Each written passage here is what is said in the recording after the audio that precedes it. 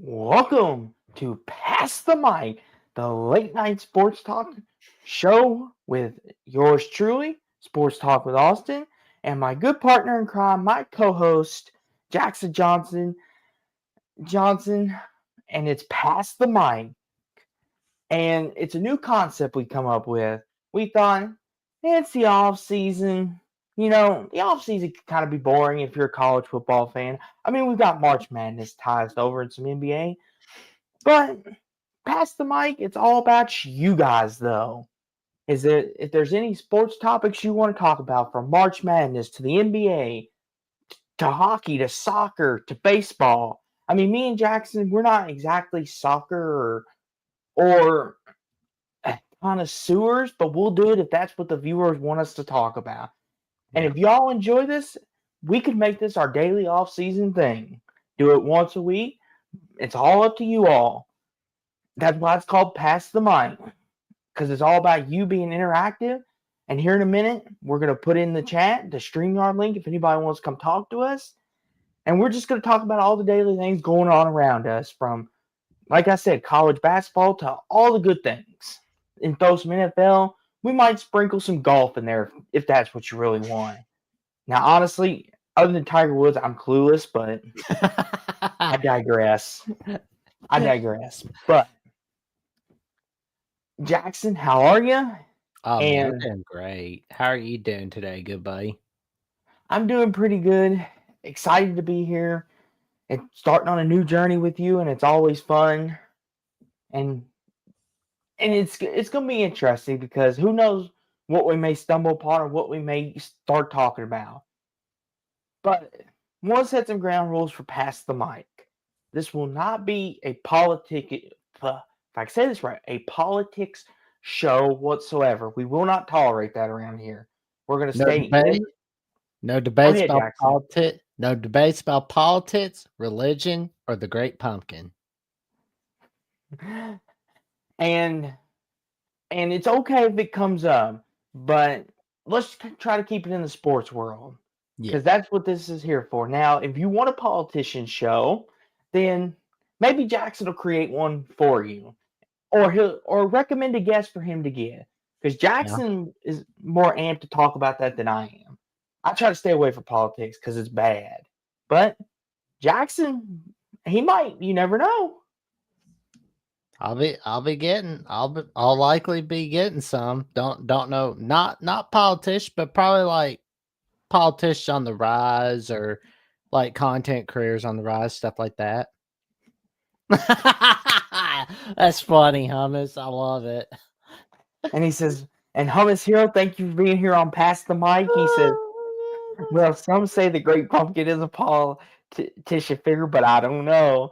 And he says, I want to hear some Bob bobsledding skeet shooting shooting. talk. Oh, Lord, Hummus. Okay.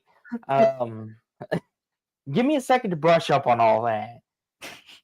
And he's giving us a, hey, what's up, Hummus? But this is our new show, and if y'all like it, make sure y'all hit the thumbs up, like, comment, and subscribe for both of us. Lets us know that you like it. And who knows? Like I said, we may make it a routine thing during the off season if y'all enjoy it that much. Kind of a new idea. Go ahead and want to add something, Jackson? There you go. We got some fun topics, and it's gonna be a wild ride like always. Mm-hmm. And either me or Jackson will put the StreamYard link in for you as well, because this is what Pass the Mic is. And you ain't going to hear us just blabber. We want you in on this too. But I found an interesting list. Lists are always fun. It comes from a certain New York Times. And I kind of wanted to get everyone's thoughts on it to start with, kind of a fun way to open the show. Something light hearted, nothing too hard hitting. And it's kind of going around in circles. And it's college football's top 25 coaches via New York Times. Now, take this with a grain of salt because it is New York Times and they're very skewed. But this is who they believe right now are the 25 best coaches, in their opinion, going today. Obviously, at number one, they have Kirby Smart. I don't think many people would argue that. Do you have any arguments with it, Jackson? No, I don't. I mean, looking at this list, Jackson, is there anybody that you see that's egregious that shouldn't be a certain number, or is there anybody that should be on the list? What do you think? I feel like a lot of the rankings on here, it's like, come on, you're not putting Dabo in the top 5. That's a bad move. Like, I get it, the last few seasons have been but he did get Clemson 2 natties. Mm-hmm. So there's Yeah. that. But on the Mm-hmm. other hand, I do understand why Dan Lanning is ahead of Dabo Swinney, because I mean the magic that's being created at Oregon. The fact of the matter is, like, they could get that first national title in this decade. Mm-hmm. That can happen. Mm-hmm. Um, I don't see Sharon Moore in the top 25, but I think it's because of his first season. But I Mm-hmm. feel like they're not looking at the 3 games where he was the interim coach. Mm-hmm. That Yeah. they didn't look at that. They were kind of being they were doing their intern was not doing a good enough job doing the research. Mm-hmm. But Lance Leipold being ahead of James Franklin, I love Leipold, but let's not put Leipold in the top 10 just yet. Let's Mm-hmm. not put him above James Franklin. I get it. Penn State's losing Ohio State constantly, Mm-hmm. but guess what? Ohio State's been losing to Michigan the last 4 years Mm-hmm. and stop them from winning a natty. I mean, that's why I Mm-hmm. see Ryan Day number 2 under Kirby Smart. Mm-hmm. Uh, I feel like Penn State, I'm not saying it will happen, but I'm saying it feels like they're going to fall short yet again against Ohio State. Then people are going to be talking about how James Franklin should go, do everybody a favor, and leave State College and all that crap. And then what'll happen is you see Penn State get to the natty. Then they're going to be like, oh, so that meant nothing? It's like, oh, we're not mad at James Franklin anymore. We almost won it all. Mm-hmm. Yeah. It's like Yeah. Brian Kelly. My criticism with him is that he can't win the big game in the postseason. His teams never win the big game in the postseason. Cincinnati, they couldn't win the Orange Bowl against Virginia Tech in the 2008 season. They couldn't. They could beat Florida in 2010 Sugar Bowl, but I mean, Florida had like 5 stars. Cincinnati had like what, a bunch of 3 stars. I mean, like Mm-hmm. Tony Pike, but that was it. They had like a few guys here and there. Mm-hmm. And I'll say this too, Jackson. One that sticks off the page to me is Jonathan Smith down there. Mm. I would like to know what they're basing this criteria off of. And like Cummins says, where's Brett Bielema? I would like to know that too. I mean, Like who wrote that? Like from the New York Times. Like I want to know the writer of that article. mhm. Well, and here's the thing too, Jackson. As much as you dislike Brian Kelly, even you have to admit Kurt Signetti being ahead of him after 1 year, like even you have to admit, That's Jackson. throwing the cart in before the horse. I agree, because it's like I love what Cincinnati's done with James Madison, and I love the magic he's creating at Indiana. But I feel like we got, as to your point, we have to see a couple more of these seasons from Indiana for Cincinnati to get to that point. Mm-hmm. And they got to win They got to win the big postseason games. Then he's Mm-hmm. real. Then I can really go, yep, Sydney's better than you, Brian Kelly. Mm-hmm. Well, and the thing too is looking at this list. Here's the thing. I'm okay with a lot of it, but the thing that irks me, another one, Matt Campbell ahead of Marcus Freeman after the year Marcus Freeman had. What exactly are they looking at? That's what I would like to know. What are you looking at, New York Times? Are you looking? Well, I was looking at who the writer who wrote that article, Mm-hmm. and it's the Athletic that's owned by the New York Times. Guy's name is Bruce Feldman. Mm-hmm. And Marcus Freeman is 10th because of that turnaround, that turnaround in 2024. If Mm-hmm. they lost Northern Illinois, one more game, they're out of the playoff race. They lose. They dominate everybody off the ring. Mm-hmm. And I think that playoff race to the Natty, I I have to admit, That that is good enough to be in top 10. I mean, it's like you with Jackson, that not to cut you off, but that's not what bothers me. Look who's ahead of him, Matt Campbell, and I mean don't disrespect to Matt Campbell, but Marcus Freeman just went to the national title game. yeah. That was my gripe. I have no problem with him being in the top 10. He's absolutely earned it after this year. I got no gripes with that. It's him being behind Matt Campbell, who I get is doing a fabulous job at Iowa State, taking them to their first Big 12 title game in history in a long time. But Marcus Freeman almost won the whole thing this year. Well, here's what Mr. Feldman is basing it off of. Iowa State only had one 8-win season from 1979 to Mm-hmm. 2016. But since Campbell has been the head coach, he's gotten them to their only top 10 finish in 2020. And he's always having them in the top 25, contending for the Big 12. I mean, nobody else has had that. I mean, Iowa State has not won a conference title since 1912 in the Missouri Valley. Mm-hmm. If any coach can get Iowa State to a Big 12 title, it's Matt Campbell. Mm-hmm. Well, and oh, go ahead. Because, and I think honestly, it's like you win a big game at Notre Dame, you're supposed to, Mm-hmm. but you're winning like big games at Iowa State. It's magic.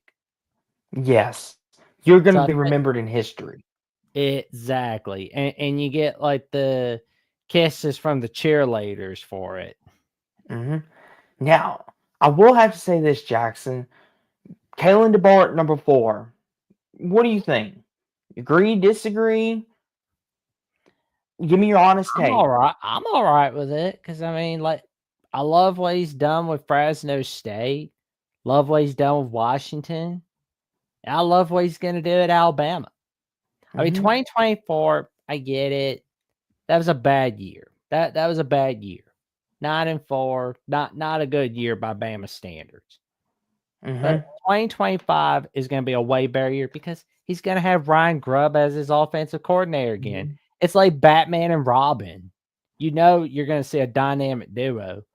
Although Mm-hmm. Although I'm kind of wondering if we should compare it to like the 60s Batman and Robin or the 90s cartoon version of Batman and Robin. But that's another discussion for another day. But yeah, Mm-hmm. like I love what DeBoer's doing in Tuscaloosa. He's going to Mm-hmm. be all right.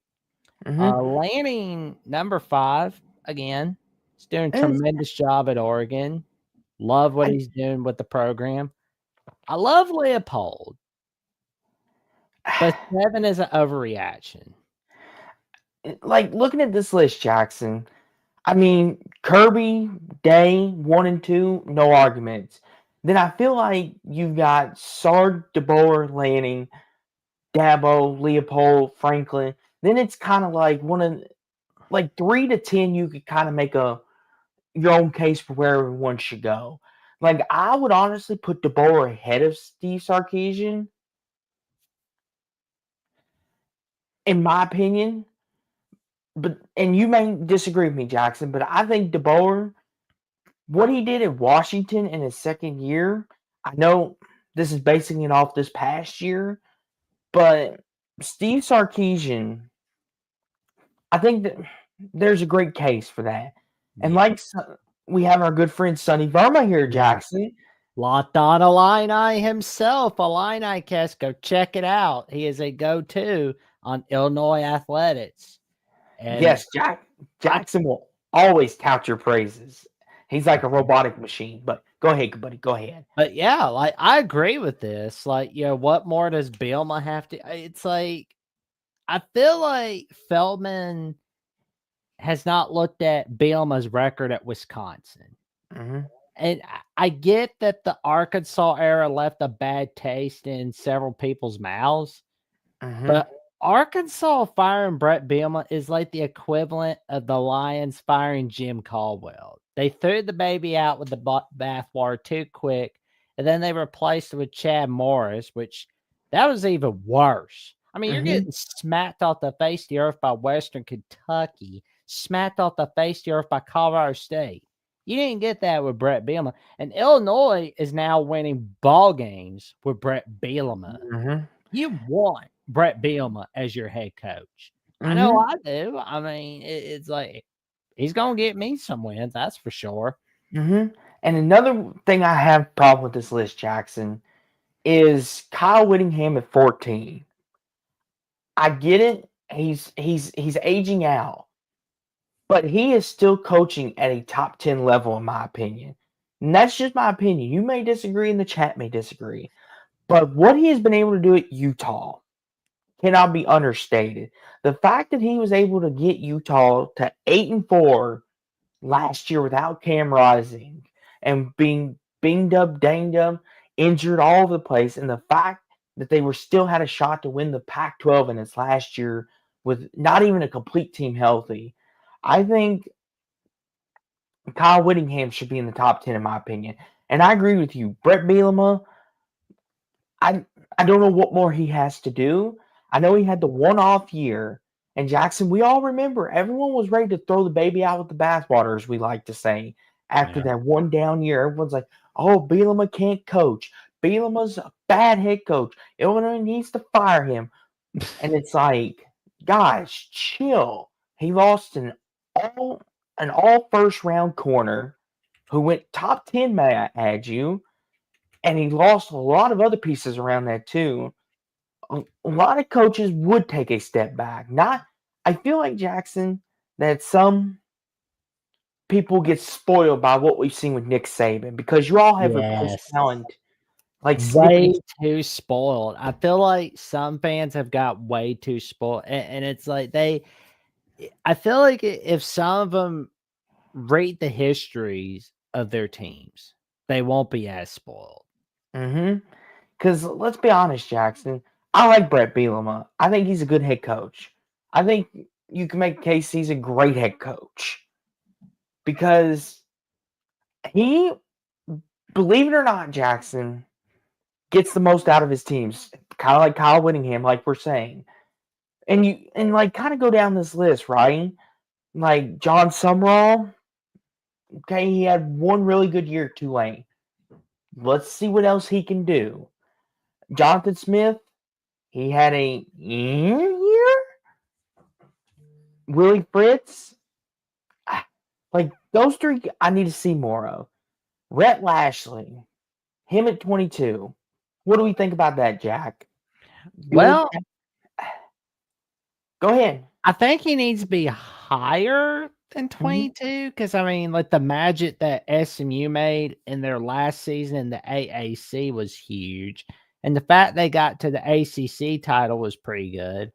I don't really think anybody's expecting them to win a playoff game. They just want to see if they can be the Texas team that runs the show in the ACC, kind of like how TCU was running the show in the Mount West when it was 2005 to 2011. And where is Sonny?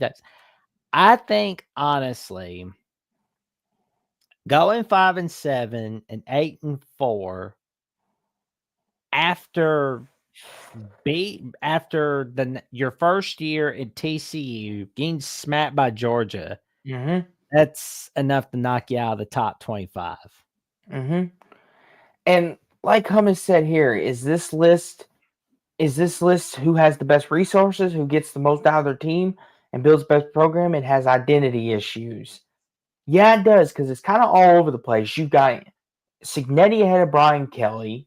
You've got you got Jamie Chadwell ahead of Brom and Kleiman. You've got Smith and Fritz on here. It's kind of one of them, and that's why I brought it up to kick off the show, because I want to get your all's take on this, because this was one of them trending topics. And as you can see, it's very controversial because there's a whole lot of head coaches we could put on here. I Yeah. could make a great case, Jackson. Believe it or not, you may disagree, but I could make a great case to put Mario Cristobal on here. Oh, wow. Well, he is the only guy to ever get Florida International winning. And yeah, he did get Oregon a Pac-12, a few Pac-12 titles. Mm-hmm. And yeah, he did get Miami close to the AC title. But then on the other hand, his problem is his teams win games that they shouldn't win and they lose games that they shouldn't. Example, they pissed it away against Georgia Tech. Yet again, 2024. They forgot to take a knee 2023 against Georgia Tech. 2024, you come up short of the AC title game by Syracuse just knocking you down on your butt in their own backyard while people watching Alabama Auburn. Mm-hmm.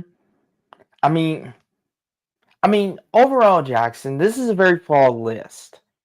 I'll say this: 1 and 2, I think most people would agree with, but 3 all the way down to 25, we can have an argument about.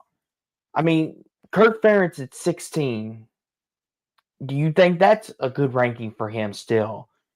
Has Kirk Ferentz warranted being 16, or do you think he's should be on the lower half, Jackson?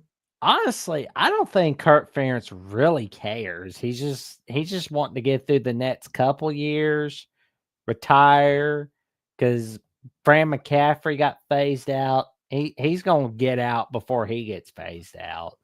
But no, Mm-hmm. in all seriousness, you can rank him wherever the heck you want to. Just don't. But like top 10, He's a good head coach. he He is is. a good head coach, but is he top 10? I don't know. And that's one of the things That's up to too. you, chat. Yeah, that's up to you. I mean, listen, Jackson, we always talk about it, but look at LSU Ole Miss. Ugh. Brian Kelly and Lane Kiffin. Remember back last year we had an argument about that. Brian Kelly and Lane Kiffin, and this lesbian New York Times is even telling us that they're neck and neck. Now, Oh how much man. do you want to value their opinion? I don't know. But and Hummus Hero makes a great comment here. I'd have Heupel higher. What do you think, Jackson? Because you've been the biggest Tennessee doubter since we've started doing this, since you've been doing this. I think in order for Josh Heupel to be higher, because I mean, look, Josh Heupel has done amazing things with Tennessee. I will not lie. They snapped the losing streak against the Alabama Crimson Tide on October 15th, 2022. Mm-hmm. They've put Bama in their place in Knoxville.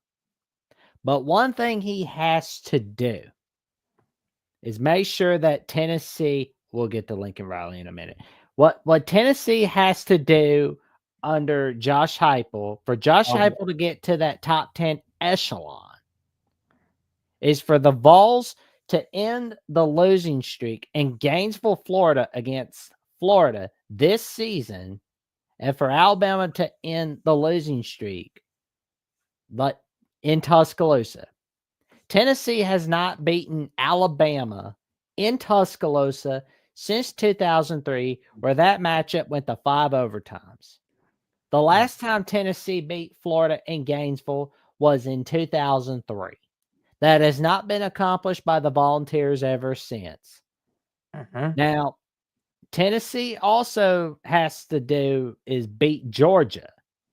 I feel like also if they can end the losing streak in Gainesville and Tuscaloosa, or one of them or both locations this season, Heupel has a case to be in the top 10. Now Mm-hmm. Tennessee also has to win the big games in the postseason. Win a playoff game or two.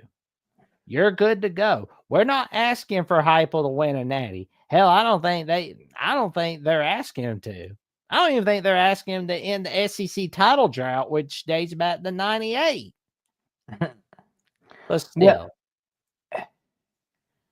I mean, here's the thing too, Jackson. We'll get to your comment here in a quick second here, Trojan Fight. But I want to throw a shout out in here. Where's Mike Elko? I'm tired of this disrespect. I'm gonna be. Here's why. Here's why I think that he's Okay. only been a head coach 3 years. That's That's why. fair. That's fair. Okay. Because Jackson, I know, and you can vouch for this more than anybody since we've started doing shows together. I am the biggest Mike Elko backer you will meet. You have even said to me, I think you're backing him a little too much. Because you remember Jackson, and when that Texas A&M, when he got hired at A&M, I said A&M will immediately become a 9-10 win team. And you even looked at me and said, that's very bold of you. And they darn near almost won 10 games and went to the SEC title game. I believe. Almost don't count. That's the thing. I know. But like I said, that's just me being his backer, though. I think the future is bright at A&M. I think A&M, we're going to see them in the playoffs either next year or the year after. They've heard that for a century. No, but you could quote me on that, though. I will say it right here, right now. Texas A&M will either be in the playoffs this upcoming season or the year after. I guarantee it. Well, I mean, like the fact of the matter is, like that losing streak they had to NC. It was like they got smacked by South Carolina. Yeah, that was a bad look.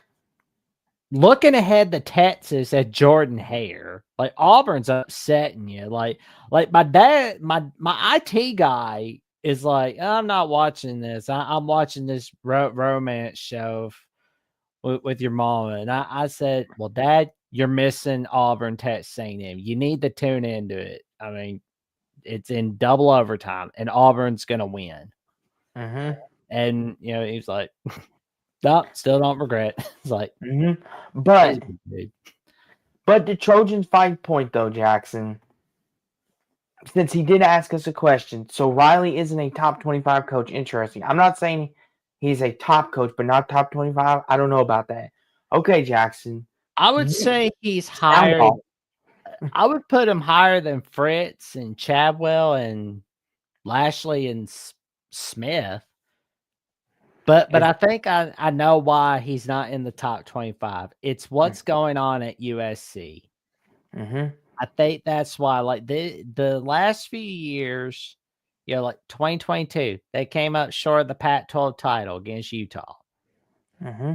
blowing the lead against Tulane in the Cotton Bowl at the Jerry Dome. 2023 being an overall disappointing season. 2024 being an overall disappointing season. That has knocked Riley down a few pegs. Mm-hmm. I hope he can do well at USC, which, I mean, he's a good coach. Mm-hmm. He just has to let everybody do their work, which all he's got to do.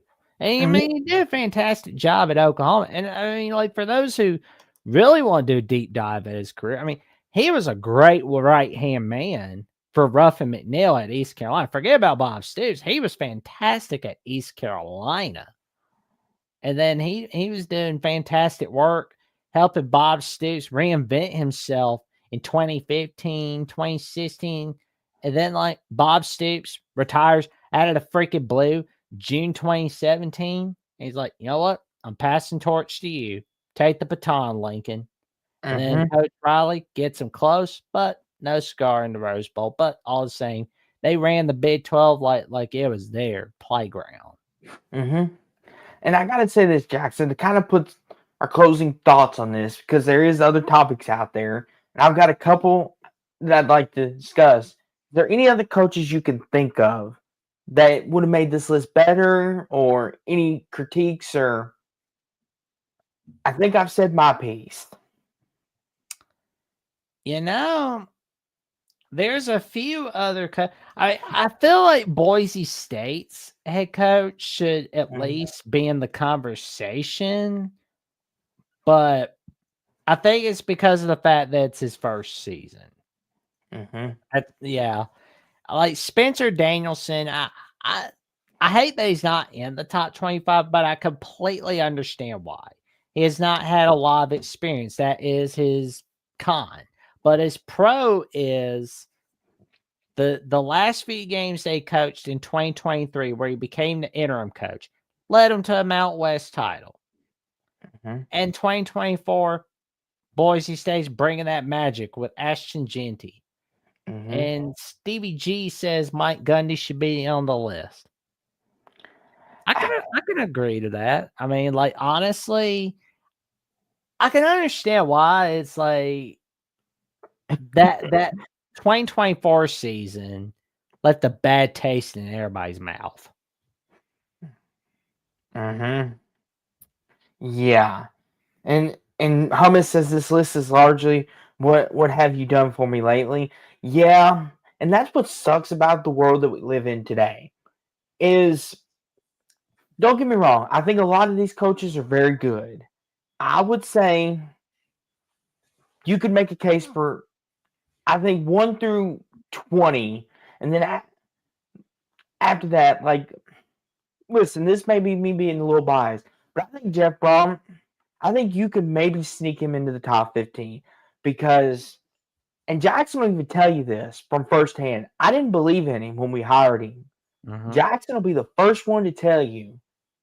He told me, he was like, Austin, listen, you're going You're to be gonna be happy with really Jeff happy. Brom at Louisville. Look at what he did Purdue. Do a little, like you've seen it just as much as I have, Austin. Louisville's they're going to be competing for the AC under Jeff Brom. They might even win a title game.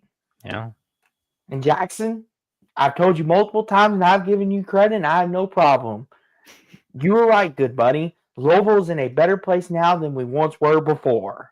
And that was something that I made sure to tell Mark Rogers on October 7th of 2023 when Mark at the Voice College Football held the post-game call-in show for week 6 of the 2023 season. I was like, I mentioned where I was like, I told Austin, in those numerous phone calls we've had on Discord, like off air, I was like, you're going to be very happy with Brom. He worried so much about like, oh, Satterfield left Louisville for Cincinnati. He's like, yeah, well, Louisville dodged a bullet. Cincinnati's going to be the ones crying. They just don't know it yet. They're sitting there laughing their butts off.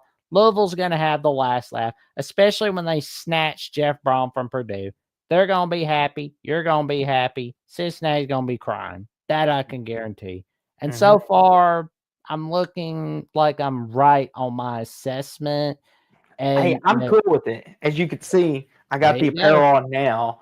But And like Jackson, Cincinnati, with Satterfield, as long as they have him, they're gonna be doing cartwheels over 6-win seasons for this year or like a 7-win season, and then they're gonna get tired of it. They're gonna be like, hey, where the hell's the standard we had with Luke Fickle, Brian Kelly, Mark D'Antonio, and oh my god, like where's the standard we had before? Oh, we're mm-hmm. not getting it with Satterfield. He gone. Mm-hmm. They're gonna be talking about that at some. That conversation will be coming. You Mm-hmm. wait and see. And Jackson Trojan fight makes an interesting comment here. He thinks DeBoer is too high. Now, Jackson, as the Bama man here, do you want to defend Boer? DeBoer, excuse me. Let me say that right. DeBoer, you want to defend him or do you agree with him? I like DeBoer at 4, but to those that feel like DeBoer shouldn't be in the top 5, well, I mean, I can understand that. Plus, it provides motivation for him. He's sitting there thinking, nah, I don't care about what rankings have to say about me. I want my teams winning. Mm-hmm. And Ace Rob says, crazy how far Lincoln Riley has fallen. Ain't that the truth? Now listen. I like Lincoln. I think he's an offensive genius. I've said that multiple times, and Jackson has too. His problem is he doesn't know how to get a defense. Like That's Yeah. his Achilles heel. Like when we talk about a top 25 list, some people will leave Lincoln Riley off for the fact that he cannot coach a defense to save his life. Like we've seen it at Oklahoma, we've seen it at USC now. And when he doesn't have the quarterback to bail him out, we see what he turns into. And I'm not trying to bash Lincoln Riley. I'm not trying to turn this into Lincoln Riley hate, because I do not hate Lincoln Riley. I don't think Jackson does either. Right, Jackson? You don't have a problem with Lincoln Riley, do you? No. Okay. He hadn't done anything to me. And Trojan Fight says Riley is succeeding now, is pretty much on his assistants. He's brought it in, turn around. And H. Rob says he needs good DC. Yes, he needs someone like who's a good defensive coordinator, Jackson, that you would recommend putting next to Riley in his offensive mastermind. He needs like his own version of Bud Foster, like kind of like how Bud Foster's there for Frank Beamer all those years. Mm-hmm. I mean, like he would need his own Bud Foster at Virginia Tech. Mm-hmm. I mean, not Virginia USC. My bad. Where the hell's my mind tonight? But yeah. There were some firings that we saw, especially today, and it's a funny thing though. Like my guest on the Jet Set, which you're gonna see at 6 p.m. Central Time, 7 p.m. Eastern Time, episode 65 of Jacksonian, found the notification on my phone while I was talking with Ruby Dreyer, the co-host of Ole Miss Live and the production coordinator of College Game Day. We were talking about like we gave like a raw reaction to Troy Taylor getting fired. Yes, because it was like, which I said, you know, like because since that episode is pre-recorded, it'll be like old news by the time it's released. So it's like joking, but I'm all serious, just breaking that fourth wall, just bringing that magic. And it's not even so much about like Troy Taylor being fired that's been like the takeaway. It's been the fact that that for the first time in college football history, we're seeing the general manager make the firing, not the athletic director or the school president. It's, hey, general manager, you got to make the call. And I'll be honest, though, I like it. Yeah. You like it? I mean, I like Andrew Luck making calls for Stanford football because it's clear he gives a rat's behind about it. And like the little things some people may not pay attention to, but one little thing I paid attention to was the Stanford Colorado game from 2023. You remember that? Like, not so much about the comeback, but the people that were there. There's not a single true blue Stanford fan except for Andrew Luck. And he was an alumni over there, just watching the game in the stands. Whereas, like, everybody there was like Colorado fans, but they weren't real Colorado fans. I mean, do you really think Cedric the Entertainer could recite the entire 1990 season? No. You think he could recite the 2001 season or what happened in 2007? Or if he could remember Colorado getting ass blasted by the Texas Longhorns in the 2005 Big 12 title, or Vince Young running a 3rd and 29 against Colorado? No, he couldn't remember that. Here's the thing, Jackson. On this topic here, listen, Troy Taylor is, to say he had a rocky career at Stanford, that would be the understatement of the season.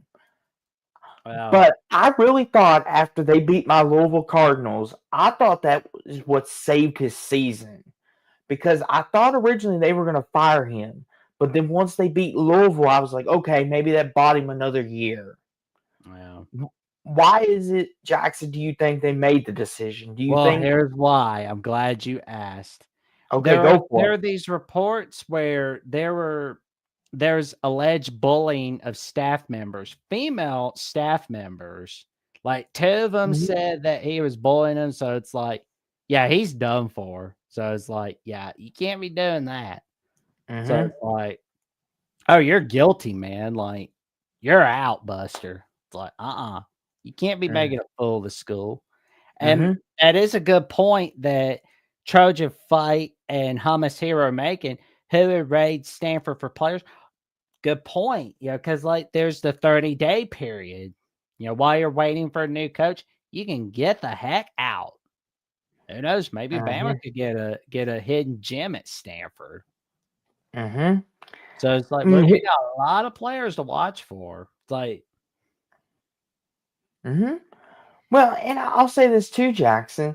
You know, is this the Northwestern situation all over again to a lesser extent?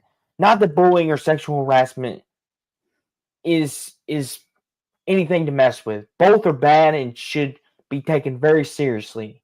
If he did do that, then good for Andrew Luck for stepping in and making the decision.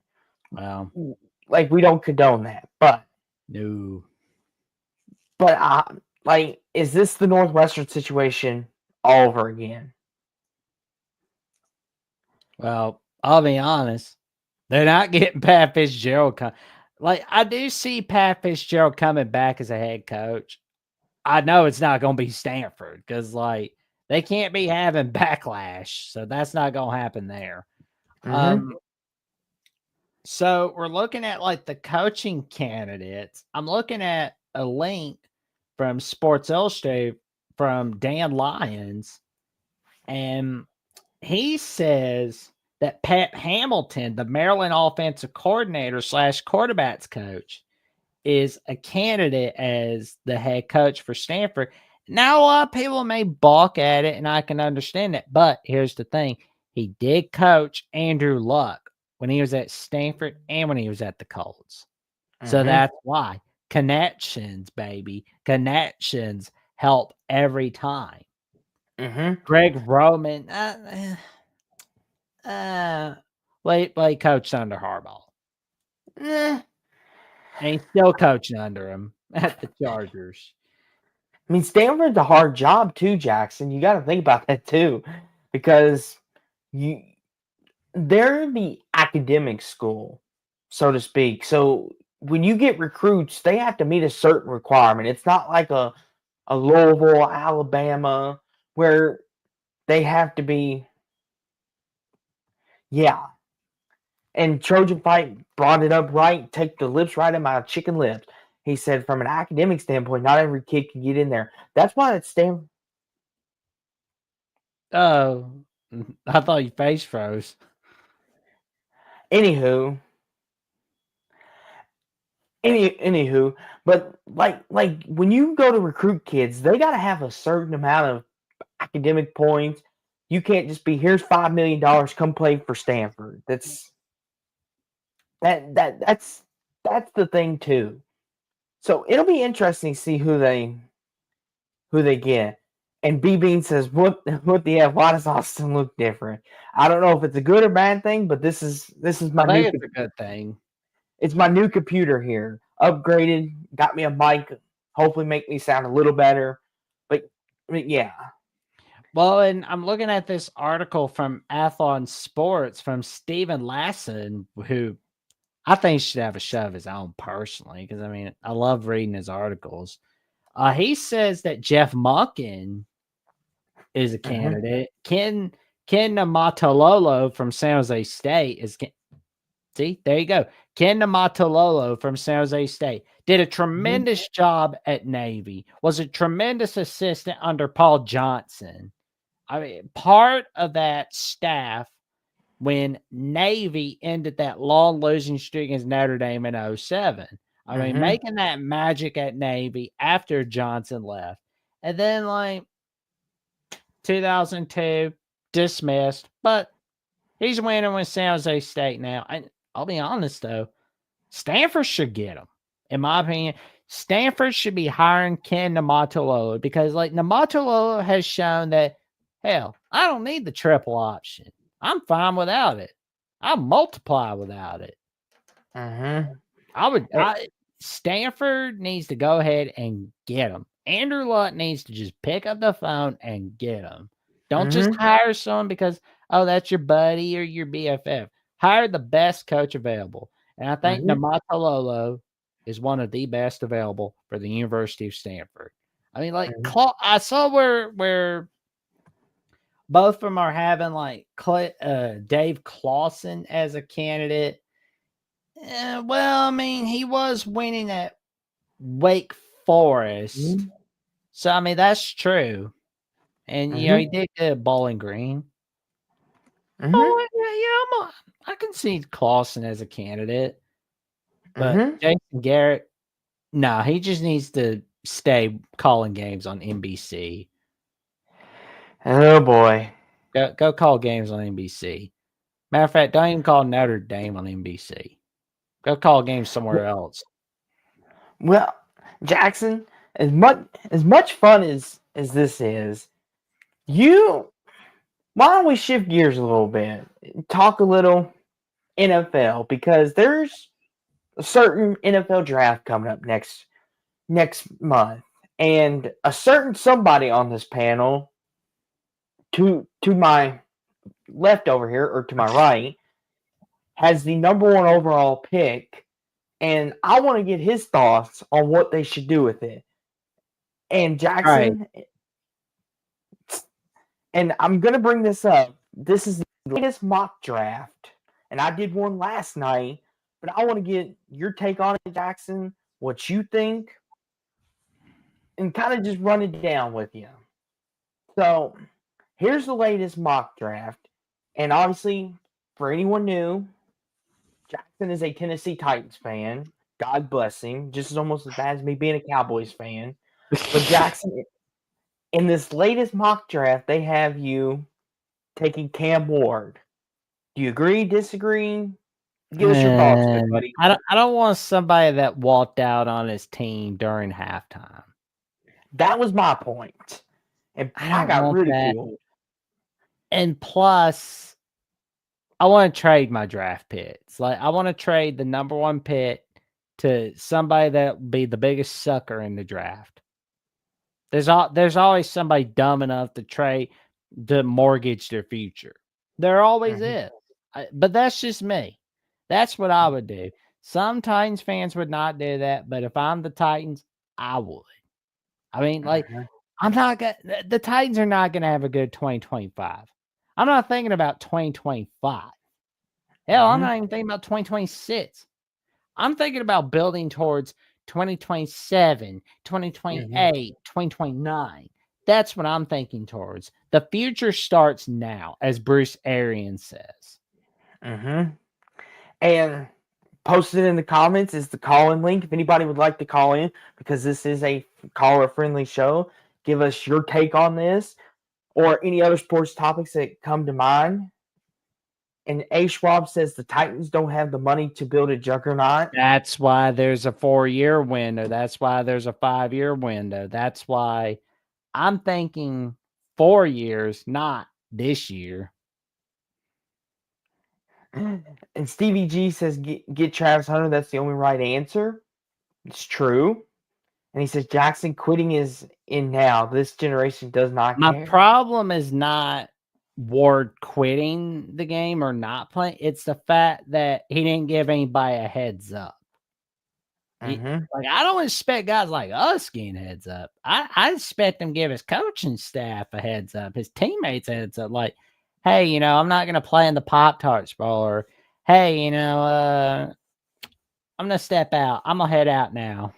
It's like, but that's just me. Travis Hunter with the Browns. Good God. That Browns organization, that's basically hell. That is hell. You know, it's just a stinking dung heap. And guess who's the fall guy? Kevin Stefanski. They're going to toss him to the wolves, and whoever needs a winning head coach is going to win with Kevin Stefanski. Now, I saw the Giants. They got Russ Wilson. They got Jameis. That's the weird. They think it's like 2016. They think they're in 2016. Like, okay, 2013 just called, said they want Russ Wilson back. Like, Mm-hmm. this is not the Russell Wilson from North Carolina State or the magnificent season that Wisconsin had in 2011. Yeah, I don't give a rat's ass what's the coolest hummus. I don't care what's cool, what's not cool. I care about what's right and what's wrong. We take care of Mm-hmm. our own. That's the way I look at it. Anyway, Russ Wilson, I mean, this is not the same Russell Wilson from the Seahawks Mm-hmm. or from the college days. He's not that same young man. He's just not. Mm-hmm. The Giants, I don't know. Honestly, Here's the thing. Here's my question. The Steelers, they're kind of just like, what we do now, Scoop? Are we drafting a QB or are we signing Aaron Rodgers? Because like I thought it was gonna be like, oh, we're sticking with Russell Wilson now, or we're just gonna stick with Justin Fields. But they have neither. They have neither. Justin Fields is a Jet, which unfortunately Justin Fields is just can't have a good day in his NFL career. He can't have good days. He cannot. He just can't apparently. And Russ Wilson is going to be a New York Giant. Well, I mean, so But to A Spraw's point though, whoever gets Mason Graham is getting a dog. I yeah. like this pick for the Giants, Jackson, because they're building something on the defensive line. Because even though the Giants statistically might have had a bad year, one of their bright spots with Dexter Lawrence and add Mason Graham to that with the third overall pick. And Mason Graham's a run stopper. He's hard nosed. I like this pick for the Giants. I like what he's bringing. And A. Schwab says instant impact. I think this is going to be one of them picks. I think not a lot of people are going to think it's the sexiest pick to take, but I think it's the right pick for the Giants. Don't always go for what looks sexy. That's always Exactly. a bad move. That's why I said if they make this pick, it'll be a great pick for their defensive line and for their defense. Vince. And then we go down here to the fourth to the New England Patriots offensive line / guard from Missouri. Not a shock, Jackson. I mean, the Patriots, they never make a pick. They would never make a Travis Hunter, Abdul Carter, that kind of pick. They go for the old lineman. That's smart. Always go for the O line. I like it. The Jacksonville Jaguars, they're projected to take Abdul Carter in this latest one. I mean, couldn't hurt. I don't think it really matters, like what happens with the Jaguars, like because honestly, it doesn't matter if they get the best or worst players; they're just gonna rot like hell. That is just the Jaguars for you. And if they love Trevor Lawrence very much, they will trade him to the Rams when it gets to that point that Matthew Stafford is retiring, or they're like, oh, we're tired of Matt Stafford too. Like, you know what? We're gonna fleece the Rams out of draft picks. Ashton Genty to the Raiders. Ooh, I like it. They need a running back. Love it. Pete Carroll bringing that magic. Will Campbell to the Jets at 7. I mean, couldn't hurt. I mean, they do need an offensive line. Well, the Jets are just going to rot like hell as long as they got Woody Johnson as their owner. And another team that's going to rot like hell, no matter who they get, is the Panthers with David Tepper. And I'm slowly just accepting the fact that I'm kind of at just that acceptance stage where it's just Bryce Young could be winding up like Justin Fields, where it's just he can't have nice things in the NFL. Yeah. I'm not liking it. It is pissing me off. Malachi Williams, number 9 to the Saints. Okay, the Saints, they pretty much washed away the Dennis Allen era. They're going to be fine. And in this latest mock draft, Jackson, we've got a trade. Steelers take advantage of a sliding quarterback, and they trade, and Shedeur Sanders falls to them via the Bears trade. What do you think? I mean, if that's what they're going, I mean, they might as well. You're not, because I mean, what's the point of giving away, like letting Justin Fields go or Russell Wilson go if you're not getting either Shedeur Sanders or you're like signing Aaron Rodgers for a year? Because I mean, like honestly, you got to draft a QB. for 2025. Shador Sanders, I like him a lot better than Cam Ward. Like, I don't dislike Cam Ward. I don't. I just want Cam Ward to act right. But yeah, like Shador Sanders, he's cool. I like him. I like the idea of him being a Steeler. Well, that's the thing too, Jackson. My thing is with that is Shador going to fall that far? Because most mocks have him going within the top 5. So for him to fall that far is an interesting question. And if he does, and the Steelers, if this does come to fruition, they absolutely need to jump on it pronto. There. And then pick number 11, the 49ers, taking Will Johnson from Michigan. I mean, I think their Super Bowl window is closed, at least for a year or so. And B Bean says, am I the only one who thinks Shador will be a bust in the NFL? Interesting. That's your take, man. I don't like. I may be a little biased because I'm a Dion guy, but I don't think Shador will be a bust. I just don't think he'll have as successful a career as most people think. He's not gonna win a Super Bowl his first year. No. I think he will be a good quarterback. He'll be top 25, maybe top 20 in his first year. What do you think, Jackson? Yeah, I mean, he'll be all right. And I mean, here we go, Jackson. Here we go. Here it is, right here. Now the greatness is on the screen. Oh Lord. But we're projected to take McMillan from Arizona. I mean, like I said, I wouldn't mind taking a receiver if Genty falls far to us. Like, don't get me wrong, I like our running back Dowdo, but he's not going to be a guy that's going to break a game plan like Genty would. And obviously, Jackson, as I've talked to you many of times, Jerry Jones can't get out of his own dang way. He never stubborn. will. He's a stubborn old man. Well, yeah, because I mean, like, old men are just too set in their ways about how things should be. That's how Jerry Jones is. Like, he's way too freaking old to be owner. He should just sell that team to somebody who actually cares about the Cowboys. Like, namely, like you, Austin. He should sell it to you. You know what, Jackson? Just for that, I would let you have a share of it.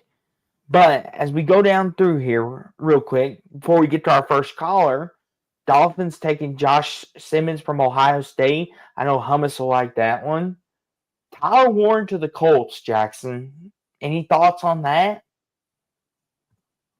Just don't let Jim Irsay ruin him with his drinking and partying and passing out before he makes major decisions. Yes, B-Bean. I realized what I said. Okay?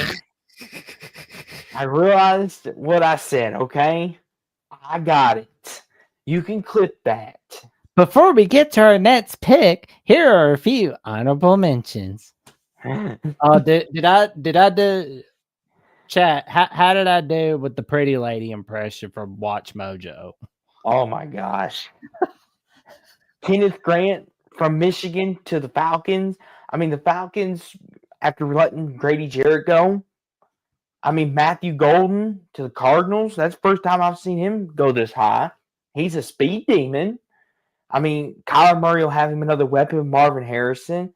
James Pierce Jr. from Tennessee to the Bengals. Seahawks taking Tyler Booker from Bama. Nice. I mean, that's your guy, Jackson. Let's go. Another Bama guy going to Tampa. Jahan Campbell. No state taxes for our guy Campbell. Hampton sign it, getting the Bronx. Nice. There you go. Got it.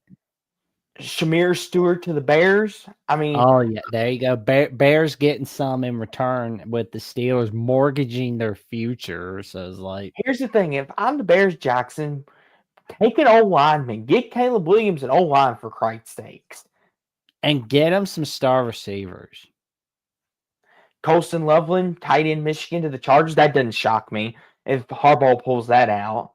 The Spanos family needs to get out of their own freaking way. They're good to go. Packers, Vikings. Let's See Kelvin what they. Banks Jr. I've seen him mocked to the Texans a couple times. Jackson Dart falling to the Rams. Okay. That's pretty cool. I like it. What do you think, though, Jackson? I mean, Well, I like it. The Rams, I mean, he can learn behind one of the greatest quarterbacks ever. Exactly. Ever. I'm not against it, I but would. Yeah, I mean, it's like if I'm a quarterback and I get drafted by the Rams, I ain't gonna be upset about not being number one draft pick. Hell, I'll be happy about lining up behind Matthew Stafford, like just learning from him for a year or so. See what the old man can teach me. That I'd be happy if I'm Mr. Dart if this does happen. yeah, and this is just a mock.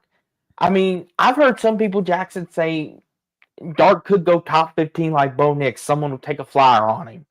Exactly. I mean, you're gonna have everything you need, and I mean, like the NFC West. I mean, the Cardinals, they're straight up a dung heap. Seahawks, they're recovering from the Pete Carroll era not happening anymore. 49ers Super Bowl window is closed. So I mean, like the Rams, they're gonna be fine. Like the NFC West was the division. Now it's a division. Yeah. The And then Ravens, Mike Super Bowl Green, window's closing. You better get somebody quick. Malachi Lions, they just starts can't. Georgia. I mean, they do need depth because they got hit with the injury bug, so I don't mind this pick. Yeah, The but they're Commanders, gonna get struck by something. But like the Commanders, they didn't win the NFC East 2024, which means one thing: they could win it in 2025. Basically, show everybody, hey, Eagles, it's not your division; it's ours too. It's gonna be like that Tom and Jerry cartoon where it's like Tom and the little buzzard are fighting over Jerry, or like the other ones where like he and another cat are fighting over him. They're just fighting over Jerry. Who gets the most? That's what it's gonna be like for the NFC East. But then they both just spanked the Giants and sorry to say the Cowboys. I held back on mean comments about Jerry Jones and Cowboys for your sake, buddy. You're welcome. I appreciate it, Jackson. We've got two more, and then we'll bring on our caller. Ime Ibuka from Ohio State. Emeka Egbuka. Emeka Ibuka, thank you. You're welcome. Another fantastic weapon for Josh Allen. And then the Chiefs safe word. Worry. And they need all the you saying get. I mean, our next caller may have an idea of what the Chiefs' future is, but I mean, I'll say this too, Jackson. Another big flyer that happened today, as mentioned it real fast, is Stephon Diggs is going to be a Patriot now. Oh yeah, on a 3-year deal, over $89 million guaranteed. I mean, we're going to bring our caller on because I want to hear his thoughts on it. Maybe it'll be Stephon Diggs couldn't bring the Bills or the Texans a Super Bowl. He's not bringing the Patriots Super Bowl. I don't see it happening. and yes, yes, English teacher time. But without that further being said, this is Pass the Mic, and it is time for us, Jackson, to pass the mic to our first caller. He's a legendary caller of the voice of college football. Yes. He's very hilarious too. Yes, he's legendary. He loves the Kansas City Chiefs, and he will give you his takes whether you like it or not, whether you ask for it or not. And maybe after you're done talking with him, you'll see things his way. If not, he'll make you see them your way anyway. And that is Darrell MVP. Darrell, welcome on. How are you? And good evening. Good evening to you, gentlemen. You two doing well? Doing all right. How you doing tonight, good buddy? I'm doing good. I am doing good. Man, it's kind of weird being a Chiefs fan and drafting so high in the draft. It's just kind of weird. Normally we're last, and it's just so weird not being last this year. I mean, we're gonna have plenty of picks to go through, bundles of players to choose from this year, unlike previous years. I mean, let me ask you this, Darrell. What should the Chiefs pick from? What O-line, receiver? What you thinking? O-line is by far the biggest need. I don't know if you saw the Super Bowl, but they got destroyed and humiliated. So I'm hoping they beef that up. Yes, it seems the thing though is Daryl. The O line could use some depth, yes, but it also seems you've been hit with the injury bug too. In my opinion, that's what's caused a lot of that. You may disagree. Hey, we don't make excuses. We're supposed to win every game around in Kansas City. It doesn't matter how many injuries or how few injuries. Win every game. That's the goal. 20-0. There you go. And B being Daryl says y'all need a quarterback. So get him, Daryl. Get him. I mean, listen, that's up there with Hummus's comment about Patrick Mahomes not being a top 20 quarterback of all time. It's up there in that stratosphere of take. It's just so beyond our complexities. I can't understand it. oh boy. Oh man. Well, this is the only part of the NFL season I don't like because my team isn't mentioned at all. Like, it's just, oh, well, I got to wait 2.5 hours to watch the Chiefs get their 5 minutes. They just pick somebody and then we move on. Like, I got to watch all these scrub teams that have no chance of doing anything, like the Giants, the Patriots, the Jaguars, the Bears, the Falcons, the Saints, the Jets. I could go on and name like 25. Here's the thing. Here's the thing, Daryl. The Patriots are getting serious now, though. They just signed Stephon Diggs, and I know he's a little on the older side, but he's still a dynamic playmaker. And with Drake May and possibly putting a good old line together, and they have a nice running game, maybe the Patriots can give the Bills a challenge. Yeah, they're only like 2 pieces away from being 2 pieces away. Hey, listen, Daryl, I know. Can you name one other player outside of Stephon Diggs and Drake May? Do you think the average NFL fan can name one other player? No.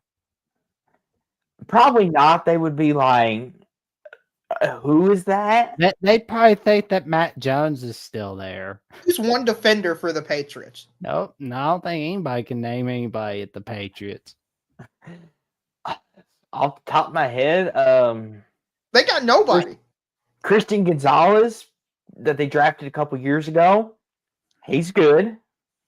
I mean, I'll trust you because I've literally never heard of him in my entire life. Listen, I only watch teams that are relevant, okay? I don't watch teams that are in the abyss and the void, just in the circle of trash.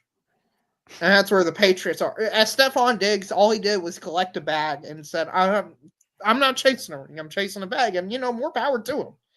I feel bad because his numbers are going to go down because he's got Drake May as his quarterback, and I'm not a May believer. I don't know what your thoughts are on him, but, he doesn't have that Jalen Daniels or Caleb Williams wow factor of just being so better and elevating a team. You got to give him some weapons. What weapons did the Washington Commanders have entering this year? Like, who? Listen, Daryl. This is what I'm going to say, and this pains me to say it, but Terry McLaurin? Mm-hmm. Terry McLaurin, yeah. I guess. And they traded for Debo, so it's like, yes. Oh. Yeah, that's a good addition. I bet you most people only knew of Zach Ertz entering the year as their only player that was decent. And he did good in the playoffs, but he's older. So yeah.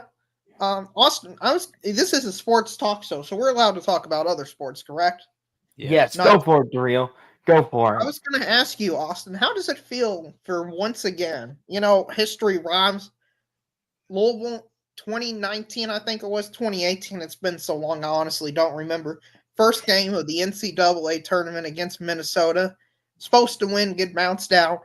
Then 2025, first game of the tournament, supposed to be Creighton, bounced out. What can you tell me your thought process as you were just getting absolutely dominated by a guy named Ryan Koffbringer? Here's the thing, Daryl. I predicted Creighton to win. And when I did my show with Jeffrey, I predicted Creighton to win, and I predicted them to win by 10 because we do not have enough size to match up with a team like Creighton. Yeah. Was I disappointed we lost? Yes. But was I upset? No. Were you Honestly, surprised? No. here's the thing. When Louisville lost, I wasn't that upset. I knew it was coming. We just didn't have the depth yet. And I try to take Jackson's approach on. I'm trying to get better of taking Jackson's approach. Don't get your expectations too high. But in all honesty, Daryl, it's honestly, I'm kind of happy Kentucky's made it this far because I like Mark Pope. He's a good guy. It's hard not to dislike that guy. Just his energy is infectious. Almost makes me want to root for you guys. But I don't want to still because I despise you guys. No problem. I'll pull for Kentucky because I'm tired of those balls. Yeah, nobody likes Tennessee fans. we got nobody likes Tennessee fans. They're just that one strange family member that nobody in the family likes, but they got to tolerate. That's Tennessee fans. And hopefully we beat the absolute soul and well out of them. Tennessee Twitter's claiming this is the biggest game in Tennessee history. Think about that. Every game's the biggest game in Tennessee history, of course. There's a legitimate argument it is. I mean, they've never made a Final Four. They've only made the Elite Eight a few times, and they would beat their biggest rival ever, aka our little brother. He's not just our little brother. That's Louisville. He's our little brother's little brother. That's who Tennessee is. We're gonna have to. We need a golden broom because we got out the regular broom when we swept them 2-0. We need a special broom for a 3-0 sweep. Here's the thing, Daryl. If Tennessee loses, my bracket's busted. I picked Tennessee to go to the championship game. My bracket's dead anyway. I'm sorry, Austin, that you chose Tennessee. That's your own fault. I can't help you. That's what I told them. Listen. Here's the thing, Daryl. Like Rick Barnes, a lot of people want to give him crap. Yeah, he's a choker. I know, right? Here's the thing, though. I could make a real good argument this team this year was better than last year's team. And they had the greatest shooter in Tennessee history in Dalton Connect, arguably. And I could make a case that this team has potential to win the whole thing. They could, but they're not going to because they never make a Final Four. They're just not good enough to. Even if they beat Kentucky, they ain't getting past Houston with that defense.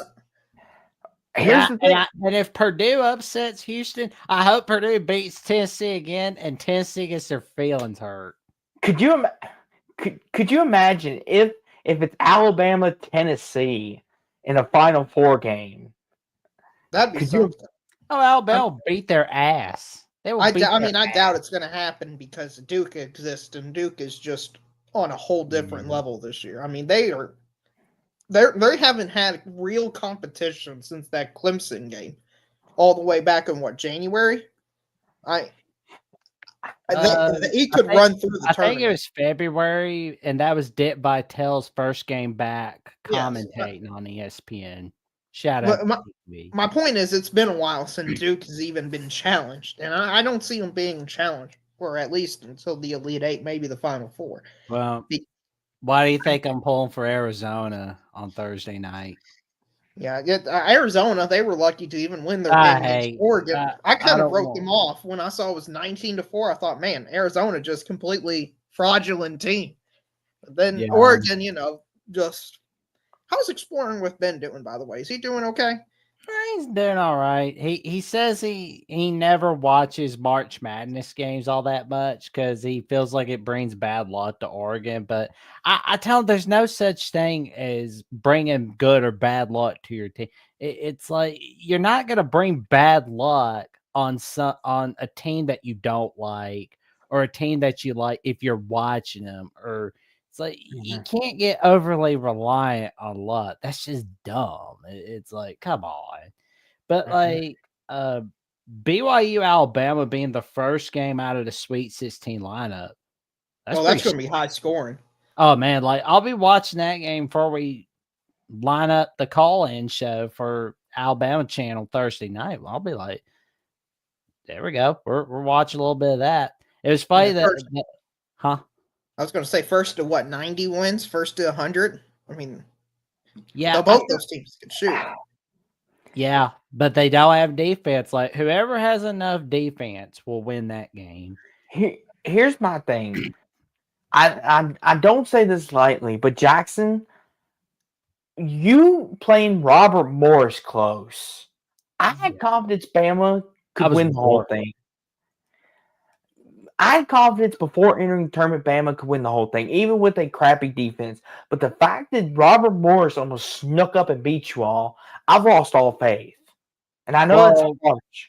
Well, the fact of the matter is we didn't have Grant Nelson against Robert Morris. That don't matter though, Jackson. You're Alabama.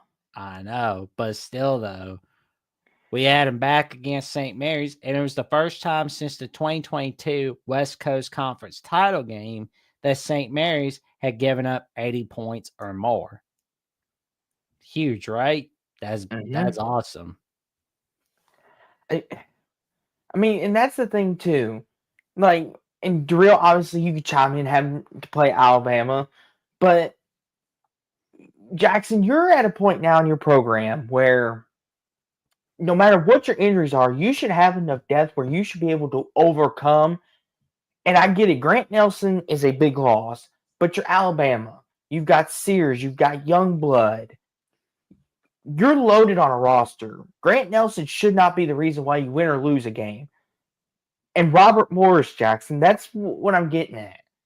Alabama should not be playing Robert Morris down to the end. That's inexcusable. I mean, that's just my take. I could be going way over the edge with it, and Bama could win the whole thing and eat a little crow, which I'll be happy to for your sake, Jackson. It's all right. Well, I mean, like, it's fun seeing Alabama play BYU. I want to see that be a home football game now. It's like Alabama BYU. It's like I'm getting excited just thinking about it because, like, we don't ever see Bama play BYU. Now, as for the South region, I'm looking at this. We could have an Auburn-Ole Miss matchup in the Elite Eight, or we could have a Michigan State rematch in the Elite Eight. This is exciting thinking about this. Like, I'm getting so excited thinking about regular season rematches in March Madness. And, I'm looking at Ole Miss, and I'll give a little spoiler alert for my upcoming episode, The Jacksonian, where I talked with Ruby Dreyer from Ole Miss Live at Ole Miss Voice College Football and the production coordinator of College Game Day. We talked a little bit about Chris Beard, and we talked about what a great job he's done with the program. Well, and there has been like some pushback based off like the allegations they had at Texas, but there's no doubt that he's an amazing coach. And I feel like it's the same way with like Bruce Pearl, although like Bruce Pearl was forced to resign by NCAA 2011, but still, I could see where like Beard could get Ole Miss to a surprise run. And get this, it's the second time in school history that they are in the Sweet 16. And if they were to upset Michigan State, which, I mean, it could happen, it'll be the first time in school history that they get to an Elite Eight. Michigan State is vulnerable, too. That's the thing. Like, I don't know if either you, Darrell, or Jackson have watched either Michigan State tournament games, but they are vulnerable. Like, I don't know if it's the regular season went to their head or I don't know what it is, but they look vulnerable. Like any team could beat them at any moment. Yeah. What do you think, Darrell? Sorry, can you I didn't hear the question. Had a little issue. Okay, so I was saying Michigan State looks vulnerable because Jackson was talking about how Ole Miss could upset them, and I said I could see it because they look vulnerable more than they did in the regular season. I want to get your thought on that. Yeah, Ole Miss look really good against Iowa State. For them to absolutely dominate them the way they did, I think, and this is going to be, an all-time take, is everybody loves it. It's just how great the SEC is, man. I mean, just the SEC dominance. 7 teams in the Sweet 16. Most ever in the history of college basketball after getting 14 teams in the field, the most ever in the history of college basketball. And, I mean, listen, maybe the SEC was underrated. I know you had people like Danny Cannell say they were overrated, but when you go out and beat these good programs by 20, 15, 10 points, I mean, it's entirely possible that the 7th, 8th best team in the SEC beats the best team in the Big Ten? It wouldn't surprise me at all if Ole Miss won. I mean, we could have 6 SEC teams in the Elite Eight? How awesome would that be for the SEC and Greg Sankey in particular? Barrett Saley has definitely been a component of. Heck, he was hoping to see like an all SEC Elite Eight, where there's a possibility of it. I mean, there could be an all SEC Final Four. I mean, it's a possibility where we could see Auburn, Florida, Bama, and the winner of Kentucky, Tennessee beat the winner of Houston, Purdue, go Final Four. It's a possibility. I mean, I'm not saying it's gonna happen, but this could feel like the Big East from 1985, where you had 3 of the 4 teams that were from the Big East in the Final Four. Stevie G was asking, have you guys paid attention to Women's March Madness? The most I paid attention to was that last bit of Alabama, Maryland. Oh, that was a good game. Oh, yeah. That was a very good game. I saw yesterday, I saw Juju Watkins, USC star player, tore ACL against Mississippi State. That was horrific injury. I think that basically eliminates them from winning the national championship. There hasn't been really any major upsets in the women's side. Kentucky almost lost to Liberty in round 1, which would have been, ironically, the biggest upset of either tournament, a 13 over a 4. And was the closest a 13 got over 4 men or women's. But I think the women's tournament may have more parity than the men tournament of who can win all. There's about 4 or 5 teams on the women's side who I see to win it all. And Darrell, I'm glad you bring that up, because that brings me to the next thing. And it's our favorite topic, but Jay Bills recently put out on X/Twitter of, is NIL ruining the NCAA March Madness? Because everyone is complaining, this tournament sucks, this tournament's boring, where's our upsets? And people are saying that it's because of NIL and the transfer portal, the tournament's going to get ruined. And here's my thing. Jay Billis said in the video he believes this year is less parity than we've had in years past, because you have the Auburns, the Dukes, who are just so much better than all these other teams that these mid-majors that people want to see upsets with cannot compete. And then there's the people blaming it on NIL and the transfer portal. And I want to get your take on it, Darrell, and Jackson, you chime in too as well. But what do you all think? Is NIL the reason for this tournament being bad, as they like to say, or is the field just that good? Well, I think the transfer portal plays a large portion into this. If you look, for example, Walter Clayton Jr., Florida's star point guard, he was at Iona a few years ago. So I think what's happening in college basketball is you're having a few of the top players of the mid-major schools just being picked up by these Power 5 schools, and it's causing a wider gap among the P5 to G5, but it's shrinking the gap among the elite of the top of the P5. So what I expect to happen is we're going to get some all-time NBA kind of level performances for the Sweet 16, Elite 8, and so on, because all we've got is great teams left. Yeah. But there's one other thing I noticed that's not in the Sweet 16. I don't see a single Big East team in there. No. That's they bad. all got put out. That is bad. Like, the ACC's just been terrible. They're kind of just reliant on Duke now. Where they are. That's the only team left. I know, right? Where it's like Duke's the team everybody's just like gossiping, everybody talking bad about, but they got no issue relying on them. Well, there's only 4 conferences left, which is the SEC, Big East, not Big East, Big 10, Big 12, and ACC. And And not to cut you off the real, but whether anybody likes it or not, the national champion's probably going to be from the SEC. Yeah, I mean, listen, they've been the best conference all year. They clearly earned that right. My favorite thing is seeing on Twitter everybody using this big brain galaxy argument that, well, since the SEC had 14 teams, that means they were expected to be gifted spots in the Sweet 16. Hey, you know what's wrong with that? They had to win games to get there against other conferences. If your conference was good enough to beat the SEC, guess what would have happened?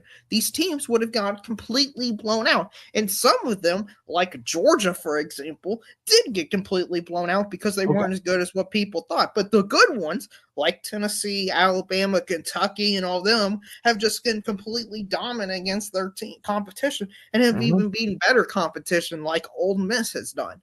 So this SEC being quote-unquote gifted 7 Sweet 16 spots is from people who just, Jackson, is one of my favorite sayings is they hate us because they ain't us. Here's my thing. Like you said, and Darrell, I'm glad you mentioned this. You just mentioned Georgia, right? They played a Gonzaga team who I think that Houston game, I think was one of the best tournament games we've seen. Oh, yes. And I think that could have been a Final Four, Elite Eight type game. But Gonzaga got underseeded, and Georgia was a little more above their weight class. Even you would say that, Darrell, and you just did. Yes. Georgia got exposed. They were fraudulent. Correct. And I mean, that's what happens when you have a team that's not as good playing. If you look at the predictive analysis, Gonzaga is one of the top 10 teams in the country. And the way they played against Houston, I can believe that every bit as much. But I don't think Georgia was one of the best SEC teams. But I just don't believe that 7 SEC teams stumbled their way into the Sweet 16. I just don't believe in that argument at all. I don't think you stumble your way into the Sweet 16. Unless if, like, Kansas State, when they were a 9 seed, had to beat FDU or UMBC that one year. I think it was UMBC. And then maybe you could say you stumbled your way into it. But most of these teams, all of these SEC teams haven't done it because there hasn't been any real upsets. Actually, the only double-digit seed remaining in this tournament is probably Austin's, one of his favorite teams, John Calipari in Arkansas. I know, Austin, you're a big John Calipari fan. So, what are your thoughts on that? Him wearing the Cinderella slipper this year? Listen, Darrell. Listen. I don't mind Calipari. I do. Here's the thing. Whether you like a coach or not, you got to give them their due. Calipari is one of the greatest coaches to ever coach a team. And like he said, what he's doing right now is stuff of legends. The fact that he put a bunch of misfit toys together and is able to get them to a Sweet 16 bid, possibly an Elite 8 bid in his first year is something special. And the thing is too, Darrell, if Arkansas makes it to a Final Four, does that mean they were one of the best SEC teams? Not necessarily. Because as we know, this is what March is all about. It's who goes on a run.